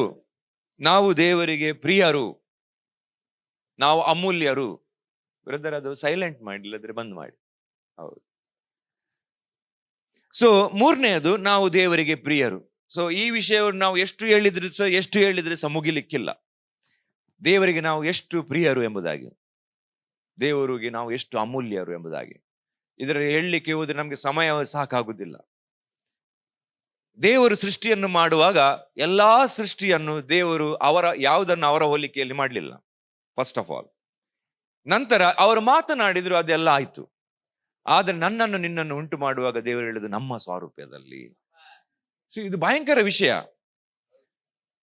ನಾವು ಸರ್ವಶಕ್ತನಾದ ದೇವರ ಸ್ವಾರೂಪ್ಯದಲ್ಲಿದ್ದೇವೆ, ಮಹಿಮೆಯ ಅರಸನ ಸ್ವಾರೂಪ್ಯದಲ್ಲಿದ್ದೇವೆ. ಹೇಗೆ ದೇವರಿದ್ದಾರೋ ಹಾಗೆ ನಾವು ಇದ್ದೇವೆ, ಬೇರೆ ಹೇಗೆ ಸಲ್ಲ. ಲೈಕ್ ಗಾಡ್, ದೇವರ ಹಾಗೆ. ದೇವರು ಮೋಶೆಗೆ ಏನ್ ಹೇಳಿದ್ರು? ನೀನು ಫರೋನನಿಗೆ ದೇವರು, ಆರೋನ ನಿನಗೆ ಪ್ರವಾದಿ ಅಂತ ಹೇಳಿದ್ರು. ದೇವರ ಹಾಗೆ, ನಾವು ಹಾಗೆ ಇದ್ದೇವೆ. ಸೊ ಬೇರೆ ಹೇಗೆಯೋ ಮಾಡಲಿಲ್ಲ, ಎಕ್ಸಾಕ್ಟ್ಲಿ ಲೈಕ್ ಹಿಮ್. ನಂತರ ಬೇರೆ ಎಲ್ಲಾ ದೇವರು ಮಾಡುವಾಗ ಮಾತನಾಡಿದ್ರು, ಆಗ್ತಾ ಇತ್ತು. ಆದ್ರೆ ನಿನ್ನನ್ನು ಮಾಡ್ಲಿಕ್ಕೋಸ್ಕರ ಮಣ್ಣಿಗೆ ಅವರೇ ಸ್ವಂತ ಕೈ ಹಾಕಿ, ನಾವು ಸ್ವಂತ ದೇವರ ಕೈಯಿಂದ ಸೃಷ್ಟಿಯಾದ್ವಿ. ವಿ ಆರ್ ಹ್ಯಾಂಡ್ ಮೇಡ್, ದೇವರ ಕೈಯಿಂದ ಆದಂತ ಹ್ಯಾಂಡ್ ಮೇಡ್ ನಾವು. ಈಗ ವಿಷಯ ಏನಂದ್ರೆ, ಈ ಹ್ಯಾಂಡ್ ಮೇಡ್ ವಸ್ತುಗಳಿಗೆ ರೇಟ್ ಜಾಸ್ತಿ. ಈಗ ಕಾಶ್ಮೀರದ ಶಾಲ್ ಇದೆ, ಹ್ಯಾಂಡ್ ಮೇಡ್ ಅಂತ ಹೇಳ್ತಾರೆ, ಅದು ಕಾಸ್ಟ್ಲಿ ತುಂಬಾ. ಕಾಶ್ಮೀರದ ಕಾರ್ಪೆಟ್ ಇದೆ, ಹ್ಯಾಂಡ್ ಮೇಡ್, ಅದು ತುಂಬಾ ಕಾಸ್ಟ್ಲಿ. ಯಾವುದಾದ್ರೂ ವಸ್ತು ಹ್ಯಾಂಡ್ ಮೇಡ್ ಆದ ಕೂಡಲೇ ಕಾಸ್ಟ್ಲಿ, ತುಂಬಾ ಕಾಸ್ಟ್ಲಿ. ನಿಮ್ಗೆ ಇದು ಬೆಂಟ್ಲಿ ಕಾರು, ಮತ್ತೊಂದು ಅದು ಯಾವುದು ನಮ್ಮ ಮಧುವರಾಜ್ ಅವ್ರ ಹತ್ರ ಉಂಟಲ್ಲ, ರಾಲ್ಸ್ ರಾಯ್ಸ್. ಬೆಂಟ್ಲಿ, ರಾಲ್ಸ್ ರಾಯ್ಸ್ ಕಾರುಗಳು ತುಂಬಾ ಕಾಸ್ಟ್ಲಿ. ಅದಕ್ಕೆ ಸಹ 4 ಚಕ್ರ ಇರುವುದು, 5 ಜನ ಹೋಗುದು, ಆದ್ರೆ 10 ಕೋಟಿ ಇದೆ ಅದಕ್ಕೆ. ನಿಮ್ಗೆ 1 ಕೋಟಿಗೆ ಸಹ ಗಾಡಿ ಸಿಗ್ತದೆ, 10 ಲಕ್ಷಕ್ಕೆ ಸಹ ಗಾಡಿ ಸಿಕ್ಕಿದೆ, ಆದ್ರೆ ಅದಕ್ಕೆ 10 ಕೋಟಿ ಇದೆ. ಈಗ ಅನೇಕರಿಗೆ ಪ್ರಶ್ನೆ, ಅದು ಯಾಕೆ ಹಾಗೆ ಅಂತ. ಅದರ ಎಲ್ಲಾ ವಸ್ತುಗಳು, ಎಲ್ಲ ಅಂತ ಅಲ್ಲ, ಮ್ಯಾಕ್ಸಿಮಮ್ ವಸ್ತುಗಳು ಹ್ಯಾಂಡ್ ಮೇಡ್. ಸ್ಟೀರಿಂಗ್ ವೀಲ್ ಇಂದ ಹಿಡಿದು, ಸೀಟಿಂದ ಹಿಡಿದು, ಸೀಟಲ್ಲಿ ಕುತ್ಕೊಂಡ್ರೆ ಯಾರೋ ಕೈಯಲ್ಲಿ ಇಟ್ಕೊಂಡ ಹಾಗೆ, ಮಗುವಿನ ಹಾಗೆ ಅವ್ರು ಹೇಳ್ತಾರೆ. ಹಾಗೆ ಅಂದ್ರೆ ನಮ್ಮ ಸೀಟುಗಳು ಹಾಗೆ, ಅಷ್ಟು ಸೂಕ್ಷ್ಮತೆಯಿಂದ ನಾವು ಮಾಡಿದ್ದೇವೆ ಅಂತ. ಸೊ ಅದಕ್ಕಾಗಿ ಅದರ ಬೆಲೆ ಹೆಚ್ಚು ಹ್ಯಾಂಡ್ ಮೇಡ್ಗೆ. ಸೊ ನಾವು ಸಹ ಹ್ಯಾಂಡ್ ಮೇಡ್. ಹಲ್ಲೆಲೂಯಾ. ಅದು ಯಾರೋ ಕರಕುಶಲ ಮಾಡಿದಲ್ಲ, ಪರಲೋಕದ ದೇವರ ಕೈಯಿಂದ ಮಾಡಿದ್ದು. ನಾವು ಯೋಚಿಸ್ಬೇಕು, ಈಗ ನಾವು ಎಷ್ಟು ಕಾಸ್ಟ್ಲಿ ಅಂತ. ಆಯ್ತಾ? ಈಗ ಇನ್ನೂ ಸಹ ಒಂದು ವಿಷಯ ಹೇಳಲಿಕ್ಕಿದೆ. ಈಗ ಕೆಲವರಿಗೆ ಅಮೆರಿಕದ ವಸ್ತು ಅಂದ್ರೆ ತುಂಬಾ ಇಷ್ಟ. Made in America, made in Germany, made in Japan. ಈಗ make in India, made in India ಹುಚ್ಚು ಹಿಡಿಸ್ತಾ ಇದ್ದಾರೆ, ಅಂದ್ರೆ ಆದಷ್ಟು ಅದನ್ನು ಪ್ರಮೋಟ್ ಮಾಡ್ತಾ ಇದ್ದಾರೆ. ಆದ್ರೆ ಸಹ ಜನರಿಗೆ ಮೇಡ್ ಇನ್ ಅಮೆರಿಕದ್ದು, ಮೇಡ್ ಇನ್ ಜರ್ಮನಿದು, ಮೊದಲು ಹೇಗಿತ್ತಂದ್ರೆ ಗಲ್ಫ್ ಕಂಟ್ರಿದು ಸೀರೆ ಅಂದ್ರೆ ತುಂಬಾ ಇಷ್ಟ. ಅದು ಇಲ್ಲಿದೆ ಸೀರೆ ಹೋಗುದು ಅಲ್ಲಿಗೆ, ಗಲ್ಫ್ ಇಂದ ಸೀರೆ ಬರಬೇಕು, ಗಲ್ಫ್ ಇಂದ ಡ್ರೆಸ್ ಬರಬೇಕು, ಬಟ್ಟೆ ಬರಬೇಕು, ಅದರಲ್ಲಿ ಏನೋ ಒಂದು ಇಷ್ಟ. ಸೊ ಹಾಗೆಲ್ಲ ಇತ್ತು, ಹೊರ ದೇಶದ್ದು ಏನೋ ಅಲ್ಲಿಂದ ಆಗ್ಬೇಕಂತ. ಆದ್ರೆ ನಾವು ಹೆವೆನ್ ಮೇಡ್. ಅಲ್ಲೆಲ್ಲೂಯ, ನಾವು ಹೆವೆನ್ ಮೇಡ್. ಈ ಲೋಕದ ಸಂಬಂಧಪಟ್ಟ ಯಾವ ದೇಶಕ್ಕೆ ಸಂಬಂಧಪಟ್ಟವರಲ್ಲ, ನಾವು ಪರಲೋಕಕ್ಕೆ ಸಂಬಂಧಪಟ್ಟವರು, ಶ್ರೇಷ್ಠವಾದದಕ್ಕೆ ಸಂಬಂಧಪಟ್ಟ, ಅಲ್ಲಿಂದ ನಾವು ರೂಪಿಸಲ್ಪಟ್ಟು ಇಲ್ಲಿಗೆ ಬಂದದ್ದು. ಸೊ ಇದು ಬಹಳ ಅದ್ಭುತವಾದ ವಿಷಯ. ಸೊ ದೇವರು ಅಷ್ಟು ಮಾತ್ರ ಅಲ್ಲ, ಇನ್ನೂ ನನಗೆ ಹೇಳಲಿಕ್ಕಿದೆ ನಾವು ಎಷ್ಟು ಪ್ರಿಯರು ಅಂತ. ಆ ನಂತರ ನಾವು ಇಷ್ಟೆಲ್ಲ ದೇವರು ಮಾಡಿದ ನಂತರ ಯಾವಾಗ ಆದಮ ಪಾಪಕ್ಕೆ ಬಿದ್ದು, ನಾವು ಸಹ ಪಾಪಕ್ಕೆ ಬಿದ್ವಿ, ನಾವು ಎಲ್ಲ ಪಾಪಿಗಳಾಗಿದ್ದು, ನಮ್ಮನ್ನು ದೇವರು ಪುನಃ ತಿರುಗಿ ಪಡೀಲಿಕ್ಕೆ ಬಯಸಿದ್ರು. ಹಾಗೆ ಬಿಡ್ಬೋದಿತ್ತು. ಇಲ್ಲ, ದೇವರಿಗೆ ನಾವು ಅಷ್ಟು ಅಮೂಲ್ಯ, ಅಷ್ಟು ಪ್ರಿಯರು ಆಗಿರುವುದರಿಂದ ದೇವರು ನಮ್ಮನ್ನು ಪುನಃ ಅವರ ಬಳಿಗೆ ಹೇಗಾದರೂ ಮಾಡಿ ಆಗ್ಲೇಬೇಕಿದು ಅಂತ ಹೇಳಿ ದೇವರು ಅದಕ್ಕೆ ಯೋಜನೆ ಮಾಡಿಕೊಂಡ್ರು. ಈಗ ನಿಮ್ಗೆ ಸಹ ಯಾವ್ದಾದ್ರು ಅಮೂಲ್ಯ, ತುಂಬಾ ಕಾಸ್ಟ್ಲಿ ಅಂದ್ರೆ ನೀವು ಬಿಡುದಿಲ್ಲ, ಅದರ ಬೆನ್ನು ಬಿಡುದಿಲ್ಲ. ಅದು ಹೇಗಾದ್ರೂ ಮಾಡಿ ಸಿಗ್ಲೇಬೇಕು. ಮನೆಯಲ್ಲಿ ಬಿಸಾಡಿ ಹೋದ್ರೆ ನೀವು ಮನೆಯನ್ನು ಬೇಕಾದ್ರೆ ಅಲ್ಲೋಲ ಕಲ್ಲೋಲ ಮಾಡಿ ಬಿಡ್ತೀರಾ, ಅದನ್ನು ಹೊರಗೆ ಹಾಕಿ ಏನು ಸಹ ಮಾಡಿ ಬಿಡ್ತೀರಾ, ರೆಡಿ ಇದ್ದೀರಾ ನೀವು. ಯಾಕಂದ್ರೆ ಅದು ತುಂಬಾ ಅಮೂಲ್ಯ, ಅದು ಸಿಗ್ಲೇಬೇಕೀಗ, ಆಗ್ಲೇಬೇಕು. ಸೊ ನಾವು ಬಿಡುದಿಲ್ಲ. ಸೊ ದೇವರು ಸಹ ಹಾಗೆ ನಮ್ಮನ್ನು ಬಿಡ್ಲಿಕ್ಕೆ ರೆಡಿ ಇರಲಿಲ್ಲ, ಪುನಃ ಅವರಿಗೆ ಬೇಕಂತ ಹೇಳಿ ಹೇಗೆ ಸಹ. ಸೊ ದೇವರು ಯಾವ ಹಂತಕ್ಕೆ ಹೋದ್ರು ಅಂತ ಹೇಳಿದ್ರೆ ಅವರ ಪ್ರಾಣವನ್ನೇ ಕೊಟ್ಬಿಟ್ರು. ನಾವು ಏನಾದ್ರೂ ಎಂತ ಹೇಳ್ತಾರೆ, ಆ ಡೆಪ್ತ್ ಅಲ್ಲಿ ನಾವು ಏನಾದ್ರೂ ಪ್ರಾಮಿಸ್ ಕೊಡ್ಲಿಕ್ಕಿದ್ರೆ, ಏನಾದ್ರೂ ಮಾಡ್ತೇವೆ ಅಂತ ಹೇಳಿದ್ರೆ ನಾವೇನ್ ಹೇಳ್ತೇವೆ, ನಾನು ನಿಂಗೆ ಬೇಕಾದ್ರೆ ಜೀವ ಸಹ ಕೊಡ್ತೇನೆ ಅಂತ ಹೇಳ್ತೇವೆ. ಹಾಗೆ ಮಾಡುದಿಲ್ಲ, ಆದ್ರೆ ಅದು ನಮ್ಮದೊಂದು ಅಲ್ಟಿಮೇಟ್ ವರ್ಡ್ ಹೇಳಲಿಕ್ಕೆ. ಆದ್ರೆ ದೇವರು ಹೇಳಿದ್ದು ಮಾತ್ರ ಅಲ್ಲ, ನೀನ್ ನನಗೆ ಪ್ರಾಣ ಪ್ರಿಯನು ಅಂತ ಹೇಳಿದ್ದು ಮಾತ್ರ ಅಲ್ಲ, ಅದನ್ನು ಮಾಡಿ ತೋರಿಸಿದ್ರು. ಯಾವ ಎಕ್ಸ್ಟ್ರೀಮಿಗೆ ಹೋದ್ರು ಅಂತ ಹೇಳಿದ್ರೆ ಅವರ ಪ್ರಾಣವನ್ನಾದ್ರೂ ಕೊಟ್ಟು ನಮ್ಮನ್ನು ವಾಪಸ್ ತೆಗೆದುಕೊಳ್ಳಲಿಕ್ಕೆ ಅವರು ಮುಂದೆ ಹೋದ್ರು. ಈಗ ಇಷ್ಟು ಅದ್ಭುತವಾದ ವಿಷಯ ಇದೆ.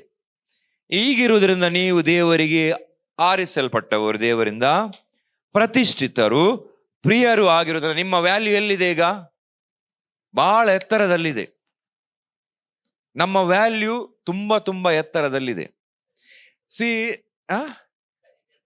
ಹೌದು, ಕೈಗೆ ಎಟಕದ ರೀತಿಯಲ್ಲಿ. ಈಗ ನಮ್ಮ ಮನಸ್ಸಿನಲ್ಲಿ ಇದೆಲ್ಲ ಆಳವಾಗಿ ಹೋಗ್ಬೇಕು. ಯಾವಾಗ ನಾವು ಇದೆಲ್ಲ ಆಳವಾಗಿ ಹೋಗ್ತೇವೋ ಆಗ ಕೆಳಗಿನ ಕೆಲಸಕ್ಕೆಲ್ಲ ಕೈ ಹಾಕ್ಲಿಕ್ಕೆ ಹೋಗುದಿಲ್ಲ, ನಾವು ಕೊಳಚೆಯ ವಿಷಯಕ್ಕೆ ಕೈ ಹಾಕ್ಲಿಕ್ಕೆ ಹೋಗುದಿಲ್ಲ. ಯಾಕೆಂದ್ರೆ ನಮ್ಗೆ ಗೊತ್ತಿದೆ ನಮ್ಮ ಲೆವೆಲ್ ಬಹಳ ದೊಡ್ಡದಿದೆ, ನಾ ಇಂಥ ಎಲ್ಲ ವಿಷಯಕ್ಕೆ ಕೈ ಹಾಕುವಾಗಿಲ್ಲ. ಓಕೆ, ನಿಮ್ಗೆ ಒಂದು ಇದು ಲೌಕಿಕವಾದ ಎಕ್ಸಾಂಪಲ್, ಆದ್ರೆ ಒಂದು ಎಕ್ಸಾಂಪಲ್ ಹೇಳ್ತೇನೆ. ಒಂದು ಸಾರಿ ಅನೇಕ ವರ್ಷದ ಹಿಂದೆ, ಇದು ನಿಮ್ಗೆ ಗೊತ್ತಿರ್ಬೋದು, ಗೊತ್ತಿರ್ಲಿಕ್ಕಿಲ್ಲ, IPL ಮ್ಯಾಚ್ ನೋಡುವವರಿಗೆ ಗೊತ್ತಿರ್ಬೋದು. ಏನಾಯ್ತಂತ ಹೇಳಿದ್ರೆ, IPL ಮ್ಯಾಚ್ ಆಗುವ ಸಂದರ್ಭದಲ್ಲಿ ಮುಂಬೈಯಲ್ಲಿ ಗೊತ್ತಿದೆ ನಿಮ್ಗೆ ಇಲ್ವಾ, ಅಲ್ಲಿಯ ಸೆಕ್ಯೂರಿಟಿ ಗಾರ್ಡ್ನೊಟ್ಟಿಗೆ ಶಾರುಖ್ ಖಾನ್ ಗಲಾಟೆ ಮಾಡಿದ. ಗೊತ್ತಿದೆ ನಿಮ್ಗೆ? ಗೊತ್ತಿಲ್ಲದ್ರೆ ಪರವಾಗಿಲ್ಲ. ಸೊ ಸೆಕ್ಯೂರಿಟಿ ಗಾರ್ಡ್ನೊಂದಿಗೆ ಶಾರುಖ್ ಖಾನ್ ಗೊತ್ತಿದೆಯಾ? ಗೊತ್ತಿದೆ. ಅದು ಪುನಃ ಎಕ್ಸ್ಪ್ಲೇನ್ ಮಾಡಿ. ಆಂಟಿ ಗೊತ್ತಿಲ್ಲ ಇಲ್ಲ ಪರವಾಗಿಲ್ಲ. ಓಕೆ, ಫಿಲ್ಮ್ ಸ್ಟಾರ್ ಅವನು. Okay, film star. ಮತ್ತೆ ಅದು ಬಿಡುವ, ಅವನು IPL ನ ಒಂದು ತಂಡದ ಓನರ್. ಹಾಗೆ ಇಡುವ, ಅದು ಬೆಟರ್ ಆಗ್ತದೆ. ನಾನು ಒಂದು ವಿಷಯಕ್ಕೆ ಬರ್ತಾ ಇದ್ದೇನೆ, ಅದು ನೀವು ಇದರಲ್ಲಿ ಗ್ರಹಿಸ್ಕೊಳ್ಬೇಕು. ಈಗ ಶಾರುಖ್ ಖಾನ್ KKR ಅಂದ್ರೆ ಕೋಲ್ಕತ್ತಾ ನೈಟ್ ರೈಡರ್ಸ್ ಒಂದು ತಂಡದ ಸಾವಿರಾರು ಕೋಟಿ ಬೆಲೆ ಬಾಳ್ತದೆ ಅದು. ಆ ತಂಡದ ಅವನು ಒಡೆಯ, ಅದರ ಒಡೆಯ ಅವನು. ಓಕೆ, ಈಗ ಯಾರೊಟ್ಟಿಗೆ ಗಲಾಟೆ ಮಾಡುದು? Security guard. ಈಗ ಏನಾಯ್ತು ಮೀಡಿಯಾದಲ್ಲೆಲ್ಲ, everybody blame Shahrukh Khan. Actually ಕಾರಣ ಸ್ವಲ್ಪ ಜೆನ್ಯೂನ್ ಇತ್ತು, ಬಟ್ ಸ್ಟಿಲ್ ಅದೇನಂತ ಹೇಳುದಿಲ್ಲ ಇತ್ತು. ಆದ್ರೆ ಸಹ ಎವ್ರಿಬಡಿ ಬ್ಲೇಮ್ ಶಾರುಖ್ ಖಾನ್. ಯಾಕೆ ಅಂತ ಹೇಳಿದ್ರೆ, ಯಾರಿಗೆ ಹೆಚ್ಚಾಗಿ ಕೊಡಲ್ಪಟ್ಟಿದೆಯೋ ಅವರಿಂದ ಹೆಚ್ಚಾಗಿ ಅಪೇಕ್ಷಿಸಲ್ಪಡ್ತದೆ. ಅರ್ಥ ಆಗ್ತದೆ ನಿಮ್ಗೆ? ಸೆಕ್ಯೂರಿಟಿ ಗಾರ್ಡ್ನ ತಾಳ್ಮೆ ಹೋಗ್ಬೋದು, ಶಾರುಖ್ ಖಾನ್ನ ತಾಳ್ಮೆ ಹೋಗ್ಬಾರ್ದು. Because he is given a more higher position. By God, ಬೇರೆ ಯಾರಲ್ಲ. Is honour, is a king. So security ಗಾರ್ಡ್ನೊಟ್ಟಿಗೆ ಗಲಾಟೆ ಮಾಡುವುದಲ್ಲ, ಅದು ಅವನ ವರ್ಚಸ್ಸಿಗೆ, ಅವನ ಸ್ಟೇಟಸ್ಸಿಗೆ ತಕ್ಕದಾದದ್ದು ಅಲ್ಲ. ಈಗ Shahrukh Khan security guard equal ಆಗಿ ಬಿಟ್ರು. ಅವನು ಅಲ್ಲಿಂದ ಇಳಿದು ಕೆಳಗೆ ಬಂದ, ಅಲ್ಲೇ ನಿಲ್ಬೇಕಿತ್ತವ. ಅರ್ಥ ಆಗ್ತದೆ ನಿಮ್ಗೆ? ಅವನು ಯಾವಾಗ ಅವನೊಟ್ಟಿಗೆ ಗಲಾಟೆ ಮಾಡಿದ್ನೋ, ಅವನು ಅಲ್ಲಿಂದ ಕೆಳಗೆ ಈಕ್ವಲ್ ಆದ ಸೆಕ್ಯೂರಿಟಿ ಗಾರ್ಡ್ನೊಟ್ಟಿಗೆ ಈಕ್ವಲ್ ಆಗಿ ಗ್ರೌಂಡ್ ನಿಂದ ಕೆಲವು ತಿಂಗಳು ಬ್ಯಾನೇ ಮಾಡಿಬಿಟ್ರು ಶಾರುಖ್ ಖಾನ್ ಅನ್ನು. ಎಷ್ಟು ಇನ್ಸಲ್ಟ್! ಈಗ ಬ್ಯಾನ್, ಅವನಿಗೆ ಬರ್ಲಿಕ್ಕೇನಿಲ್ಲ, ಮುಂಬೈ ಗ್ರೌಂಡಿಗೆ, ವಾಂಖೇಡೆಗೆ ಬರ್ಲಿಕ್ಕೆ ಇಲ್ಲ ಅಂತ ಡಿಸೈಡ್ ಮಾಡಿದ್ರು ಸೆಕ್ಯೂರಿಟಿ ಗಾರ್ಡಿಗೆ ಬೈದದಕ್ಕೆ. ಅಲ್ಲೆಲ್ಲೂಯ್ಯ. ನಿಮ್ಗೆ ಬೈಬಲ್ ನಲ್ಲಿ ಎಕ್ಸಾಂಪಲ್ ತೆಗೆದು ತೋರಿಸ್ತೇನೆ ನಿಮ್ಗೆ. ದಾವಿದ ರಾಜ, ಅರಸ, ಅವನಲ್ಲಿ ಶಕ್ತಿ ಇದೆ, ಸೈನ್ಯ ಇದೆ, ಜನರಿದ್ದಾರೆ, ಹಣ ಇದೆ, ಅಧಿಕಾರ ಇದೆ. ಅವನ ಮಗ ಅಕ್ಷಲೋಭ ಅವನನ್ನು ಫೋರ್ಸ್ಫುಲಿ ಓಡಿಸ್ತಾನೆ ಸಿಂಹಾಸನದಿಂದ. ಓಡಿಸುವಾಗ ಏನು, ಇವನು ಓಡ್ಬೇಕಾಯ್ತು, ಕಾಡಿಗೆ ಹೋಗ್ತಾ ಇದ್ದಾನೆ. ಕಾಡಿಗೆ ಹೋಗುವಾಗ ಒಂದು ಸಾಮಾನ್ಯವಾದ ಪ್ರಜೆ ಶಿಮ್ಮಿ ಅವನನ್ನು ಶಪಿಸ್ತಾನೆ. ಓದಿದ್ದೀರಾ ನೀವು? ಅವನಿಗೆ ಮಣ್ಣು ಹೊಡಿತಾ, ಕಲ್ಲು ಹೊಡಿತಾನೆ, ಕೆಟ್ಟದಾಗಿ ಬೈತಾನೆ. ನೀನು ಪಾಪಿ, ನೀನು ದುಷ್ಟ, ನೀನು ಮಾಡಿದ್ದ ನಿನ್ಗೆ ಸಿಕ್ಕಿತ್ತು, ನೀನು ಅದೇ ಮಾಡಿದ್ದು, ನೀನು ಸೌಲ ಮತ್ತೆ ಅವನ ಮನೆಯವರನ್ನು ನೀನು ಸಾಯಿಸಿದ್ದಿ, ಅದಕ್ಕೆ ದೇವರು ಇವತ್ತು ನಿನ್ಗೆ ಶಿಕ್ಷೆ ಕೊಟ್ರು, ನೀನು ಮಾಡಿದ್ದೆ ನಿನ್ಗೆ ಬಂದದ್ದು ಅಂತ ಹೇಳಿ ಬೈತಾನೆ. ಅವನ ಕೈಯಲ್ಲಿ ಜನ ಇದ್ದಾರೆ. ಈಗ ಅವನ ಸೇನಾಧಿಪತಿ ಹೇಳ್ತಾನೆ, ಅವನ ತಲೆ ಈಗ ಹಾರಿಸ್ತೇನೆ ಅಂತ ಹೇಳ್ತಾನೆ. ನಿಮ್ಗೆ ಅರ್ಥ ಆಗ್ತದೆ ನಾನು ಏನ್ ಹೇಳಿ? ಅವನ ಹತ್ರ ಈಗ ಬಲ ಇಲ್ಲ ಅಂತಲ್ಲ, ಅವನ ಹತ್ರ ಏನು ಸೈನ್ಯ ಇಲ್ಲ, ಅವನ ಹತ್ರ ಆಗುದಿಲ್ಲ. ಕೆಲವೊಮ್ಮೆ ಏನು ಆಗದಿದ್ರೆ ನಾವು ಸುಮ್ಮನೆ ಕುತ್ಕೊಳ್ಬೇಕಾಗ್ತದೆ. ಅವನ ತಲೆ ಈಗ ಹಾರಿಸ್ತೇನೆ ಅಂತ ಹೇಳ್ತಾನೆ. ಅದಕ್ಕೆ ದಾವಿದ ಹೇಳ್ತಾನೆ, ನೀನು ಅವನ ತಲೆ ಹಾರಿಸುದು ಬೇಡ, ಅವನು ಮಾತನಾಡ್ಲಿ. ಒಂದು ಉತ್ತರ ಶಿಮ್ಮಿಗೆ ಮಾತನಾಡುದಿಲ್ಲ. ಅವ ಮಾತನಾಡ್ಬೋದಿತ್ತು, ಮಾತನಾಡ್ಲಿಲ್ಲ. ಕೆಲವೊಮ್ಮೆ ಮೌನದಲ್ಲಿ ಶಕ್ತಿ ಇದೆ. ಏನು ಮಾತನಾಡುವ ಅಗತ್ಯ ಇರಲಿಲ್ಲ. ಈಗ ಮಾತನಾಡಿದ್ರೆ ಶಾರುಖ್ ಖಾನ್ ಆಗಿ. ನಾನು ಏನು ನಿಮಗೆ ಕಲಿಸ್ಲಿಕ್ಕೆ ಹೋಗ್ತಾ ಇದ್ದೆ ನಿಮ್ಗೆ ಅರ್ಥ ಆಗ್ತಿದೆಯಲ್ಲ? ಶಿಮ್ಮಿಗೆ ಮಾತಾಡ್ಲಿಕ್ಕೆ ಹೋಗ್ತಿದ್ರೆ ದಾವಿದ ಶಿಮ್ಮಿ ಆಗಿ ಆಗ್ತಿದ್ದ, ಶಿಮ್ಮಿಯ ಲೆವೆಲ್ಗೆ ಬಂತಿರ್ತ. ಈಗ ಏನಾಯ್ತು? ದೇವರು ದಾವಿದನನ್ನು ಪುನಃ ತಿರುಗಿ ಕಟ್ಟಿದ್ರು. ಪುನಃ ರಾಜನಾಗಿ ಮೆರವಣಿಗೆ ಮಾಡಿಕೊಂಡು ಬಂದ. ಯಾವ ವ್ಯಕ್ತಿ ಶಪಿರ್ ಮಾಡಿದ್ನೋ ಅದೇ ವ್ಯಕ್ತಿ ಸಾಷ್ಟಾಂಗ ನಮಸ್ಕಾರ ಮಾಡಿದ. ನೀವು ಭಯ ಆಯ್ತು ಅವನಿಗೆ. ಅಲ್ಲೆಲ್ಲೂಯ್ಯ. ಅನೇಕ ಸಂದರ್ಭದಲ್ಲಿ ನಾವು ಮಾತನಾಡುವ ಅಗತ್ಯ ಇಲ್ಲ. ನೀವು ಎಷ್ಟು ಕಮ್ಮಿ ಮಾತನಾಡ್ತೀರೋ ಅಷ್ಟು ಬಲವಾಗಿ ದೇವರು ಚಲಿಸ್ತಾರೆ. ನಾವು ಮೌನವಾಗಿದ್ರೆ ದೇವರಿಗೆ ಕಾರ್ಯ ಮಾಡಲಿಕ್ಕೆ ಡೋರ್ ಓಪನ್ ಮಾಡಿದ ಹಾಗೆ. ಸೊ ದಾವಿದ ಬಿಟ್ಟುಕೊಡ್ಲಿಲ್ಲ. ಅವನಿಗೆ ಗೊತ್ತಿತ್ತು, ನಾನು ಅಭಿಷಿಕ್ತ, ನಾನು ದೇವರ ಸೇವಕ, ನಾನು ದೇವರ ವರಕವಿ, ನಾನು ರಾಜ. ನಾನು ಸಾಮಾನ್ಯ ಪ್ರಜೆಯೊಟ್ಟಿಗೆ ಮಾತನಾಡುವ ವ್ಯಕ್ತಿ ಅಲ್ಲ. ನಾನು ಅದಕ್ಕೆ ಉತ್ತರ ಕೊಡುವ ಅಗತ್ಯ ಇಲ್ಲ. ನಾನು ಇದನ್ನು ನಾವು ನಮ್ಮ ಮನಸ್ಸಿನೊಳಗೆ ಧರಿಸಿಕೊಂಡಿರ್ಬೇಕು. ನಿಮ್ಗೆ ಅರ್ಥ ಆಗ್ತಿದೆಯಲ್ಲ? ಸೈಡ್ನವರು ಕಸ ಹಾಕುವಾಗ ನಾವು ಇದನ್ನು ಧರಿಸಿಕೊಂಡು ಹೊರಬೇಕು. ನಾವು ಕಸ ಕ್ಲೀನ್ ಮಾಡಿ ಅದಕ್ಕೆ ಒಂದು ಬೆಂಕಿ ಕೊಡಬೇಕು. ಅವರೊಟ್ಟಿಗೆ ಗಲಾಟೆ ಮಾಡುವುದಲ್ಲ. ಅವರು ಸ್ವಲ್ಪ ಬಾರ್ಡರ್ ಈಚೆ ದುಡುವಾಗ ನಾವು ಹೋಗುವುದು ಪರಲೋಕಕ್ಕೆ. ಒಂದು ಇಂಚಿನಿಂದ ಏನು ಆಗುದಿಲ್ಲ, 1 ಫೀಟ್ನಿಂದ ಏನು ಆಗುದಿಲ್ಲ. ನಿಮ್ಮ ಪರಲೋಕ ತಪ್ಪುವುದಿಲ್ಲ. ಈ ಜಾಗ ಇಟ್ಕೊಂಡು ಇಲ್ಲೇ ಕುತ್ಕೊಳ್ಳಿಕ್ಕಿದೆಯಾ ನಿಮಗೆ ಪರ್ಮನೆಂಟ್? ಇಲ್ಲ. ಅನೇಕರು ಕೋರ್ಟ್ ಅಲಿತಾ ಇದ್ದಾರೆ, ಅವರಿಗೆ ತಲೆ ಎಲ್ಲ ಹಾಳಾಗಿ ಹೋಗಿದೆ. ಸೊ ಇದೆಲ್ಲ ಸೈತಾನ ಮಾಡುವ ಟ್ರ್ಯಾಪ್ಗಳು. ನಾವೇನು ಎಣಿಸಬೇಕು? ನಾವು ಇಲ್ಲಿಗೆ ಸಂಬಂಧಪಟ್ಟವರಲ್ಲ. ಇದೆಲ್ಲ ಪ್ರಾಕ್ಟಿಕಲಿ ನಮ್ಗೆ ಮಾಡ್ಲಿಕ್ಕೆ ದೇವರ ಅವಕಾಶಗಳನ್ನು ನಮ್ಮ ಮುಂದೆ ಬಿಡ್ತಾರೆ. ನಾವು ಹೇಗೆ ವರ್ತಿಸ್ತೇವೆ, ನಾವು ಖಾಲಿ ಬೈಬಲಲ್ಲಿ ಬಾಯ್ಪಾಠ ಮಾಡೋದಲ್ಲ. ಕಸಿದುಕೊಳ್ಳುವವರಿಗೆ ಬಿಡು, ನಿಮ್ಮದು ಕಸಿದುಕೊಳ್ಳಲಿಕ್ಕೆ ರೆಡಿ ಇರ್ತಾರೆ. ನಿಮ್ಗೆ ಸಿಗ್ಬೇಕಾದದನ್ನು ನಿಮ್ಗೆ ಸಿಗ್ಬಾರ್ದಂತ ಎಲ್ಲ ಕೇಸ್ ಹಾಕ್ತಾರೆ, ಆಸ್ತಿ ಗುಳುಂ ಮಾಡ್ತಾರೆ, ಒಳಗೆ ಮಾಡ್ಲಿಕ್ಕೆ ನೋಡ್ತಾ ಇರ್ತಾರೆ.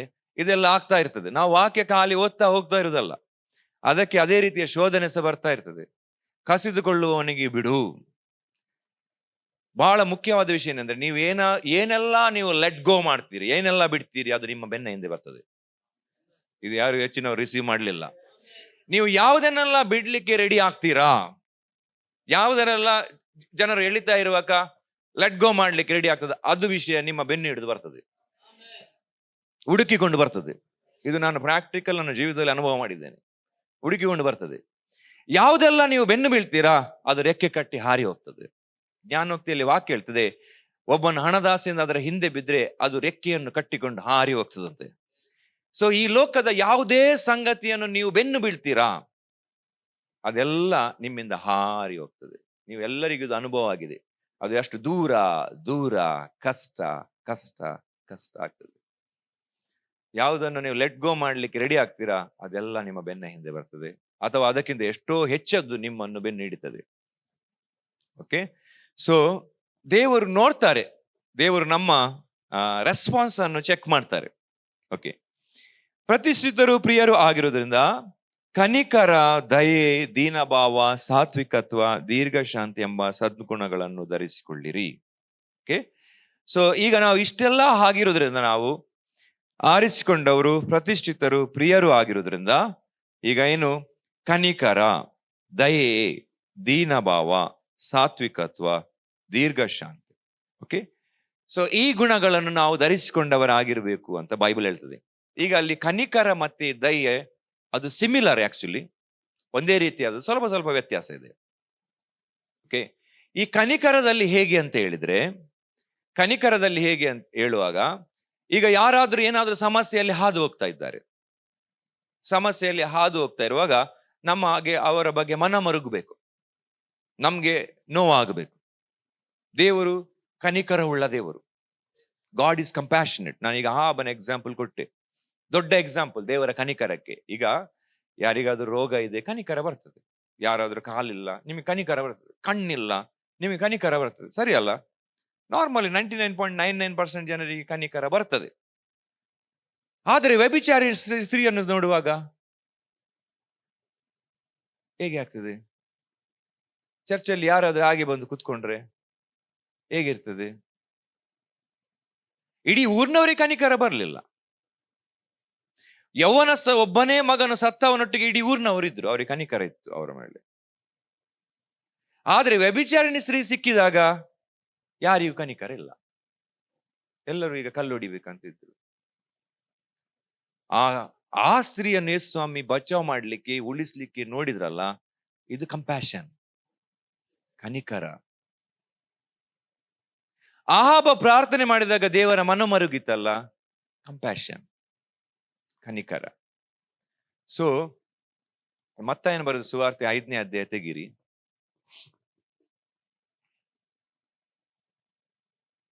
7ನೇ ವಚನ.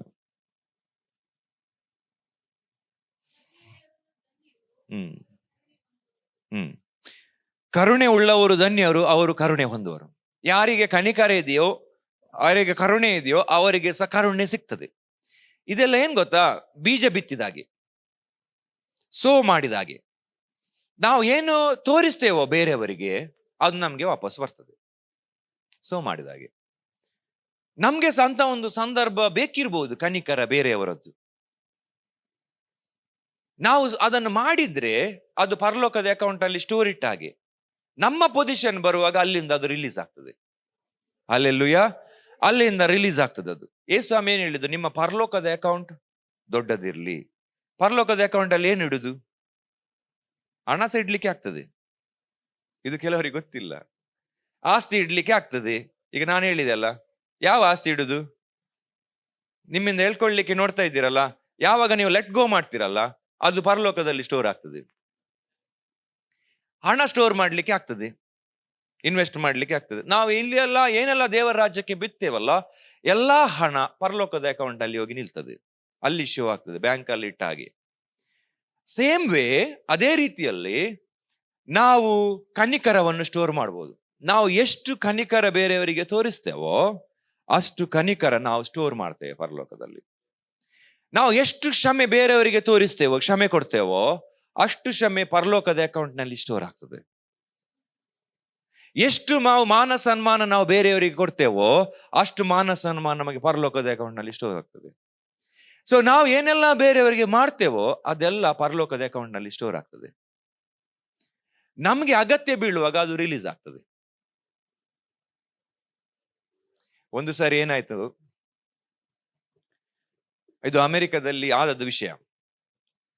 ಒಂದು ಗಲ್ಲಿಯಲ್ಲಿ ಹೋಗ್ತಾ ಇರುವಾಗ ಒಂದು ಹುಡುಗಿಯನ್ನು ಚೇಸ್ ಮಾಡಿಕೊಂಡು ಬರ್ತಿದ್ರು, ಅಂದ್ರೆ ಅವಳನ್ನು ಕೆಡಿಸ್ಲಿಕ್ಕೆ, ಅವಳನ್ನು ಇದು ಮಾಡ್ಲಿಕ್ಕೆ ಆ ಕೆಲವು ಗಂಡಸರು. ಅದೇ ದಾರಿಯಲ್ಲಿ ಒಬ್ಬರು ಹೋಗ್ತಿದ್ರು, ಬಿಲೀವರ್, ನಿಮ್ಮ ಹಾಗೆ ಅಲ್ಲ, ಬಿಲೀವರ್ ಹೋಗ್ತಾ ಇದ್ರು. ಹೋಗಿ ಇದು ವಿಷಯವನ್ನು ನೋಡಿದ್ರು. ವಿಷಯವನ್ನು ನೋಡಿ ಅವರಿಗೆ ಅವರ ಪಾಡಲ್ಲಿ ಹೋಗ್ತಾ ಇರ್ಬೋದು, ಹೌದಲ್ವಾ? ಇವರ ಮಧ್ಯದಲ್ಲಿ ಯಾಕೆ ನಾವು ಜಂಜಟ್ಟಿಗೆ ಬೀಳುದು, ಹಾಗೆ ಹೋಗ್ತಾ ಇರ್ಬೋದು. ಇವರು ಹಾಗೆ ಹೋಗ್ಲಿಲ್ಲ. ಇವರು ನಿಂತು ಆ ಹುಡುಗಿಯನ್ನು ಆ ಎಲ್ಲ ಯವನಸ್ಥರಿಂದ ತಪ್ಪಿಸಿದ್ದು ಮಾತ್ರ ಅಲ್ಲ, ಅವಳನ್ನು ಮನೆಗೆ ಕರ್ಕೊಂಡು ಬಂದು ಅವಳಿಗೆ ಬಟ್ಟೆ ಕೊಟ್ಟು ಊಟ ಕೊಟ್ಟು ಅವಳು ಎಲ್ಲಿಗೆ ಹೋಗಿ ತಲುಪಬೇಕೋ ಅವಳನ್ನು ಸುರಕ್ಷಿತವಾಗಿ ತಲುಪುವ ಹಾಗೆ ಮಾಡಿದ್ರು. ಈಗ ಹುಡುಗಿಗೆ ಏನೂ ಇಲ್ಲ ಅವಳಿಗೆ ಕೊಡ್ಲಿಕ್ಕೆ, ಅದಕ್ಕೆ ಪ್ರತಿಫಲ ಆಗಿ ಯಾರೋ ಅವ್ರ ಹತ್ರ ಕೇಳಿದ್ರು, ನೀವು ಇಷ್ಟೆಲ್ಲ ಮಾಡಿದ್ರಲ್ಲ, ಯಾಕೆ? ರಿಸ್ಕ್ ಅದು ತುಂಬಾ. ಯಾಕೆ? ಅವ್ರೇನು ಹೇಳಿದ್ರು ಅಂತ ಹೇಳಿದ್ರೆ, ನಾನು ಯಾಕೆ ಇದನ್ನೆಲ್ಲ ಮಾಡಿದೆ ಅಂದ್ರೆ, ಇದನ್ನೆಲ್ಲ ನಾನು ಸೋ ಮಾಡಿಟ್ಟೆ, ಮುಂದೊಂದು ದಿವಸ ನನಗೆ ಸಹ ಹಾಗೆ ಒಂದು ಮಗಳಿದ್ದಾಳೆ, ಅವಳಿಗೆ ಅಂತ ಪರಿಸ್ಥಿತಿ ಬರುವಾಗ ಅವಳಿಗೆ ಸಹ ಹಾಗೆ ಸಹಾಯ ಒದಗಿ ಬರ್ತದೆ. ಅಲ್ಲೆಲ್ಲೂಯ, ಅರ್ಥ ಆಯ್ತಲ್ಲ? ನನ್ನ ಮಗಳು ಸಹ ಅಂತ ಪರಿಸ್ಥಿತಿಯಲ್ಲಿ ಹಾದು ಹೋಗುದಾದರೆ ಅವಳಿಗೆ ಸಹ ದೇವರು ಸೂಪರ್ ನ್ಯಾಚುರಲಿ ಸಹಾಯ ಒದಗಿಸ್ತಾರೆ. ಯಾಕೆ? ನಾನು ಸೋ ಮಾಡಿದೆ, ಈಗ ನಾನು ಅದನ್ನು ಬಿತ್ತಿದೆ. ಸೊ ಕರುಣೆ. ಯಾಕೋಬ 2ನೇ ಅಧ್ಯಾಯದ 13ನೇ ವಚನ.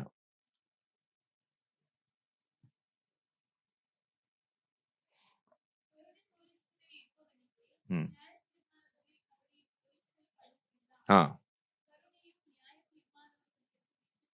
ಸಾಕು. ಈಗ ವಿಷಯ ಏನಂತ ಹೇಳಿದ್ರೆ, ಕರುಣೆ ತೋರಿಸದವನಿಗೆ ನ್ಯಾಯ ತೀರ್ಪಿನ ದಿವಸದಂದು ಕರುಣೆ ತೋರುವುದಿಲ್ಲ. ಓಕೆ, ಈಗ ಏನಂತ ಹೇಳಿದ್ರೆ, ನಾವು ಆ ಜಡ್ಜ್ಮೆಂಟ್ ಡೇ ಅಲ್ಲಿ ಏನಾಗ್ತದೆ ಅಂತ ಹೇಳಿದ್ರೆ, ನಮ್ಮ ಅನೇಕ ವಿಷಯಗಳು ಎಕ್ಸ್ಪೋಸ್ ಆಗ್ತದೆ. ಎಕ್ಸ್ಪೋಸ್ ಆದಾಗ ನಮಗೆ ಕರುಣೆ ತೋರಿಸ್ಬೇಕಾ? ತೋರಿಸ್ಬೇಕಾದ್ರೆ ದೇವರ ಅಕೌಂಟ್ ಚೆಕ್ ಮಾಡ್ತಾರೆ, ಅಲ್ಲಿ ಕರುಣೆ ಉಂಟಾ ಅಂತ, ಅಲ್ಲಿಂದ ತೆಗೆದು ಕೊಡುವ ಅಂತ. ಅಲ್ಲಿ ಎಂಟಿ ಇದ್ರೆ ನೋ ಚಾನ್ಸ್, ಎಂಟಿ ಇದ್ರೆ ನೋ ಚಾನ್ಸ್. ಸೊ ನಾವು ಕರುಣೆ ಡೆಪಾಸಿಟ್ ಮಾಡಿ ಇಟ್ಟಿದ್ರೆ ಜಡ್ಜ್ಮೆಂಟ್ ನ ದಿವಸ ಯಾವುದಾದರೂ ಒಂದು ಸಂಗತಿ ಅಲ್ಲಿ ಎಕ್ಸ್ಪೋಸ್ ಆಗುವಾಗ, ನಮ್ಮ ಪುಸ್ತಕ ಓಪನ್ ಆಗುವಾಗ ನಮ್ಗೆ ಆಗ ಒಂದು ಕಂಪ್ಯಾಷನ್ ಬೇಕು, ದೇವರಂದ್ರೆ ಕರುಣೆ ಬೇಕು. ಜಡ್ಜ್ಮೆಂಟ್ ದಿವಸದಲ್ಲಿ ಅಕೌಂಟ್ ಅಲ್ಲಿ ಸ್ಟೋರ್ ಆಗಿದ್ರೆ ಮಾತ್ರ ದೇವರು ಹೇಳ್ತಾರೆ, ಓಕೆ, ಆ ಅಕೌಂಟ್ ಇಂದ ತೆಗೆದು ಈ ವಿಷಯಕ್ಕೆ ಇವನಿಗೆ ಕರುಣೆ ತೋರಿಸುವ, ಬಿಡುವ ಈ ವಿಷಯ. ಓಕೆ, ಸೊ ಅಲ್ಲಿ ಸ್ಟೋರ್ ಮಾಡಿದ್ದನ್ನು ದೇವರು ಯೂಸ್ ಮಾಡ್ತಾರೆ.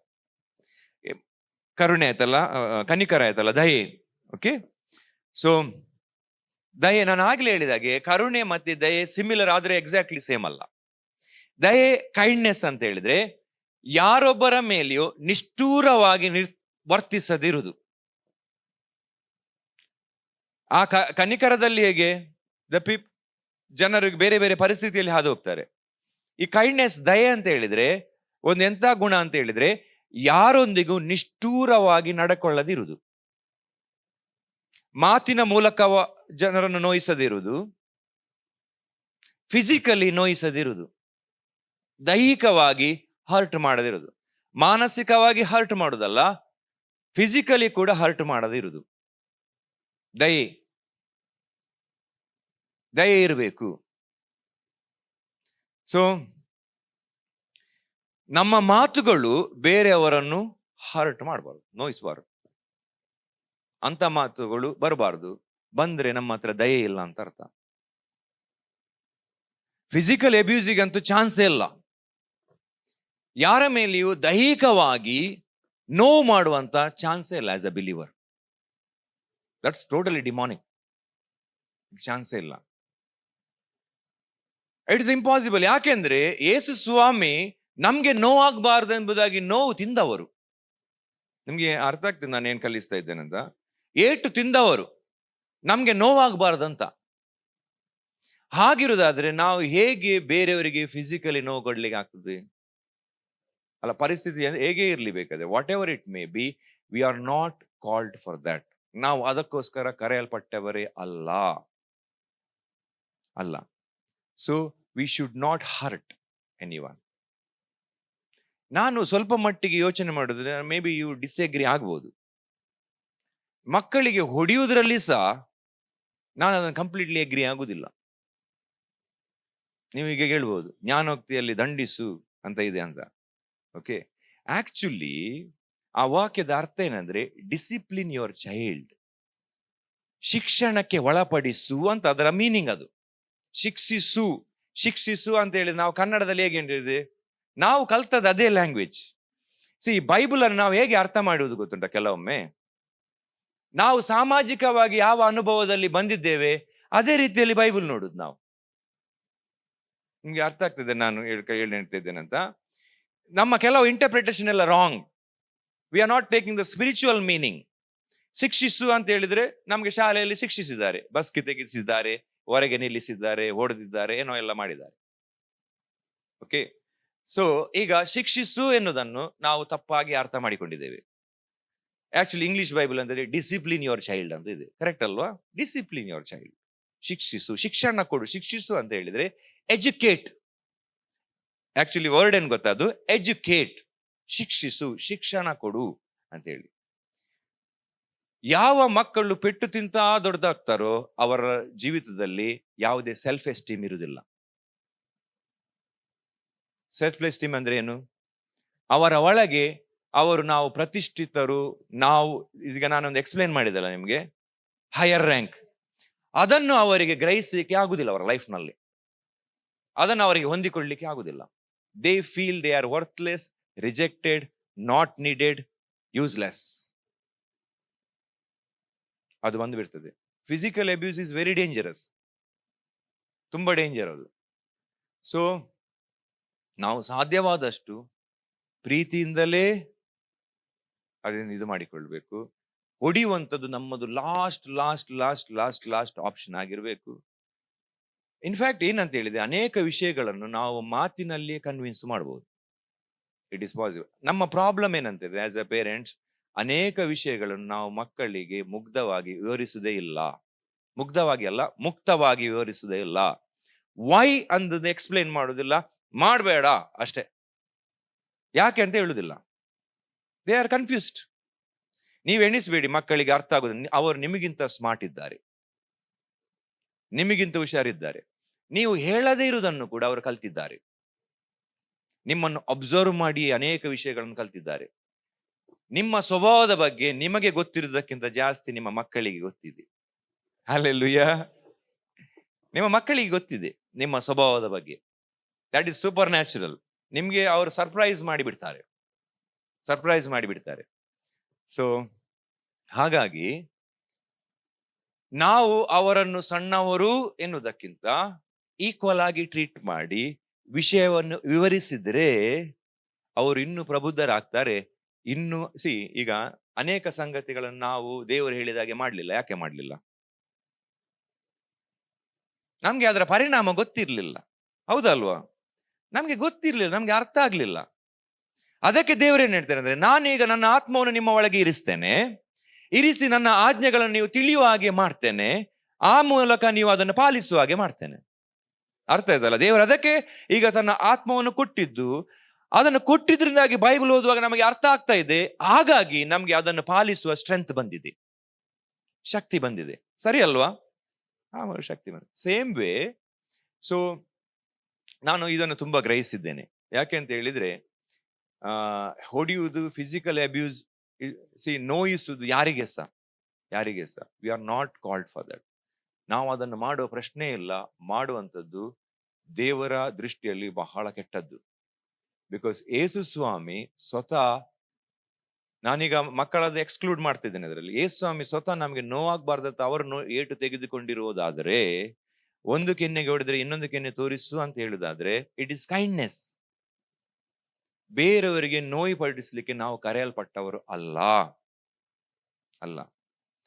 ನನಗೆ ಹೇಳುವಾಗಲೇ ಅದು ನೆನಪಾಯಿತು. ಒಂದು ಕೆನ್ನೆಗೆ ಹೊಡೆದ್ರೆ ಇನ್ನೊಂದು ಕೆನ್ನೆ ತೋರಿಸಲಿಕ್ಕೆ ನಾವು ಕರೆಯಲ್ಪಟ್ಟವರು. We are not called to hurt people. ನಮ್ಗೆ ನೋಯಿಸಿದವರನ್ನು ನೋಯಿಸಲಿಕ್ಕೆ ಕರೆಯಲ್ಪಟ್ಟವರು ಅಲ್ಲ. ಸೊ ದಯೆ, ನಮ್ಮ ಮಾತಿನಿಂದ ಆಗಲಿ ಮನಸ್ಸನ್ನು ನಾವು ಮುರಿಬಾರ್ದು, ನಿಷ್ಠುರವಾಗಿ ನಡೆದುಕೊಳ್ಬಾರ್ದು, ನಂತರ ದೈಹಿಕವಾಗಿ ಯಾರನ್ನು ನಾವು ಹರ್ಟ್ ಮಾಡಬಾರ್ದು. ಸೊ ನಾವು ದಯೆ ಇಲ್ಲದವರು ಅಂತ ಆಗ್ತೇವೆ. ಓಕೆ, ಸೊ ಬಾಕಿ ವಿಷಯಗಳನ್ನು ನಾವು ಬರುವ ವಾರ ದೇವರ ಚಿತ್ತವಾದರೆ ಧ್ಯಾನಿಸುವ ದೀನಭಾವ, ಸಾತ್ವಿಕತ್ವ, ದೀರ್ಘ ಶಾಂತಿ, ಒಂದೊಂದು ಕ್ಯಾರೆಕ್ಟರ್ ಅನ್ನು.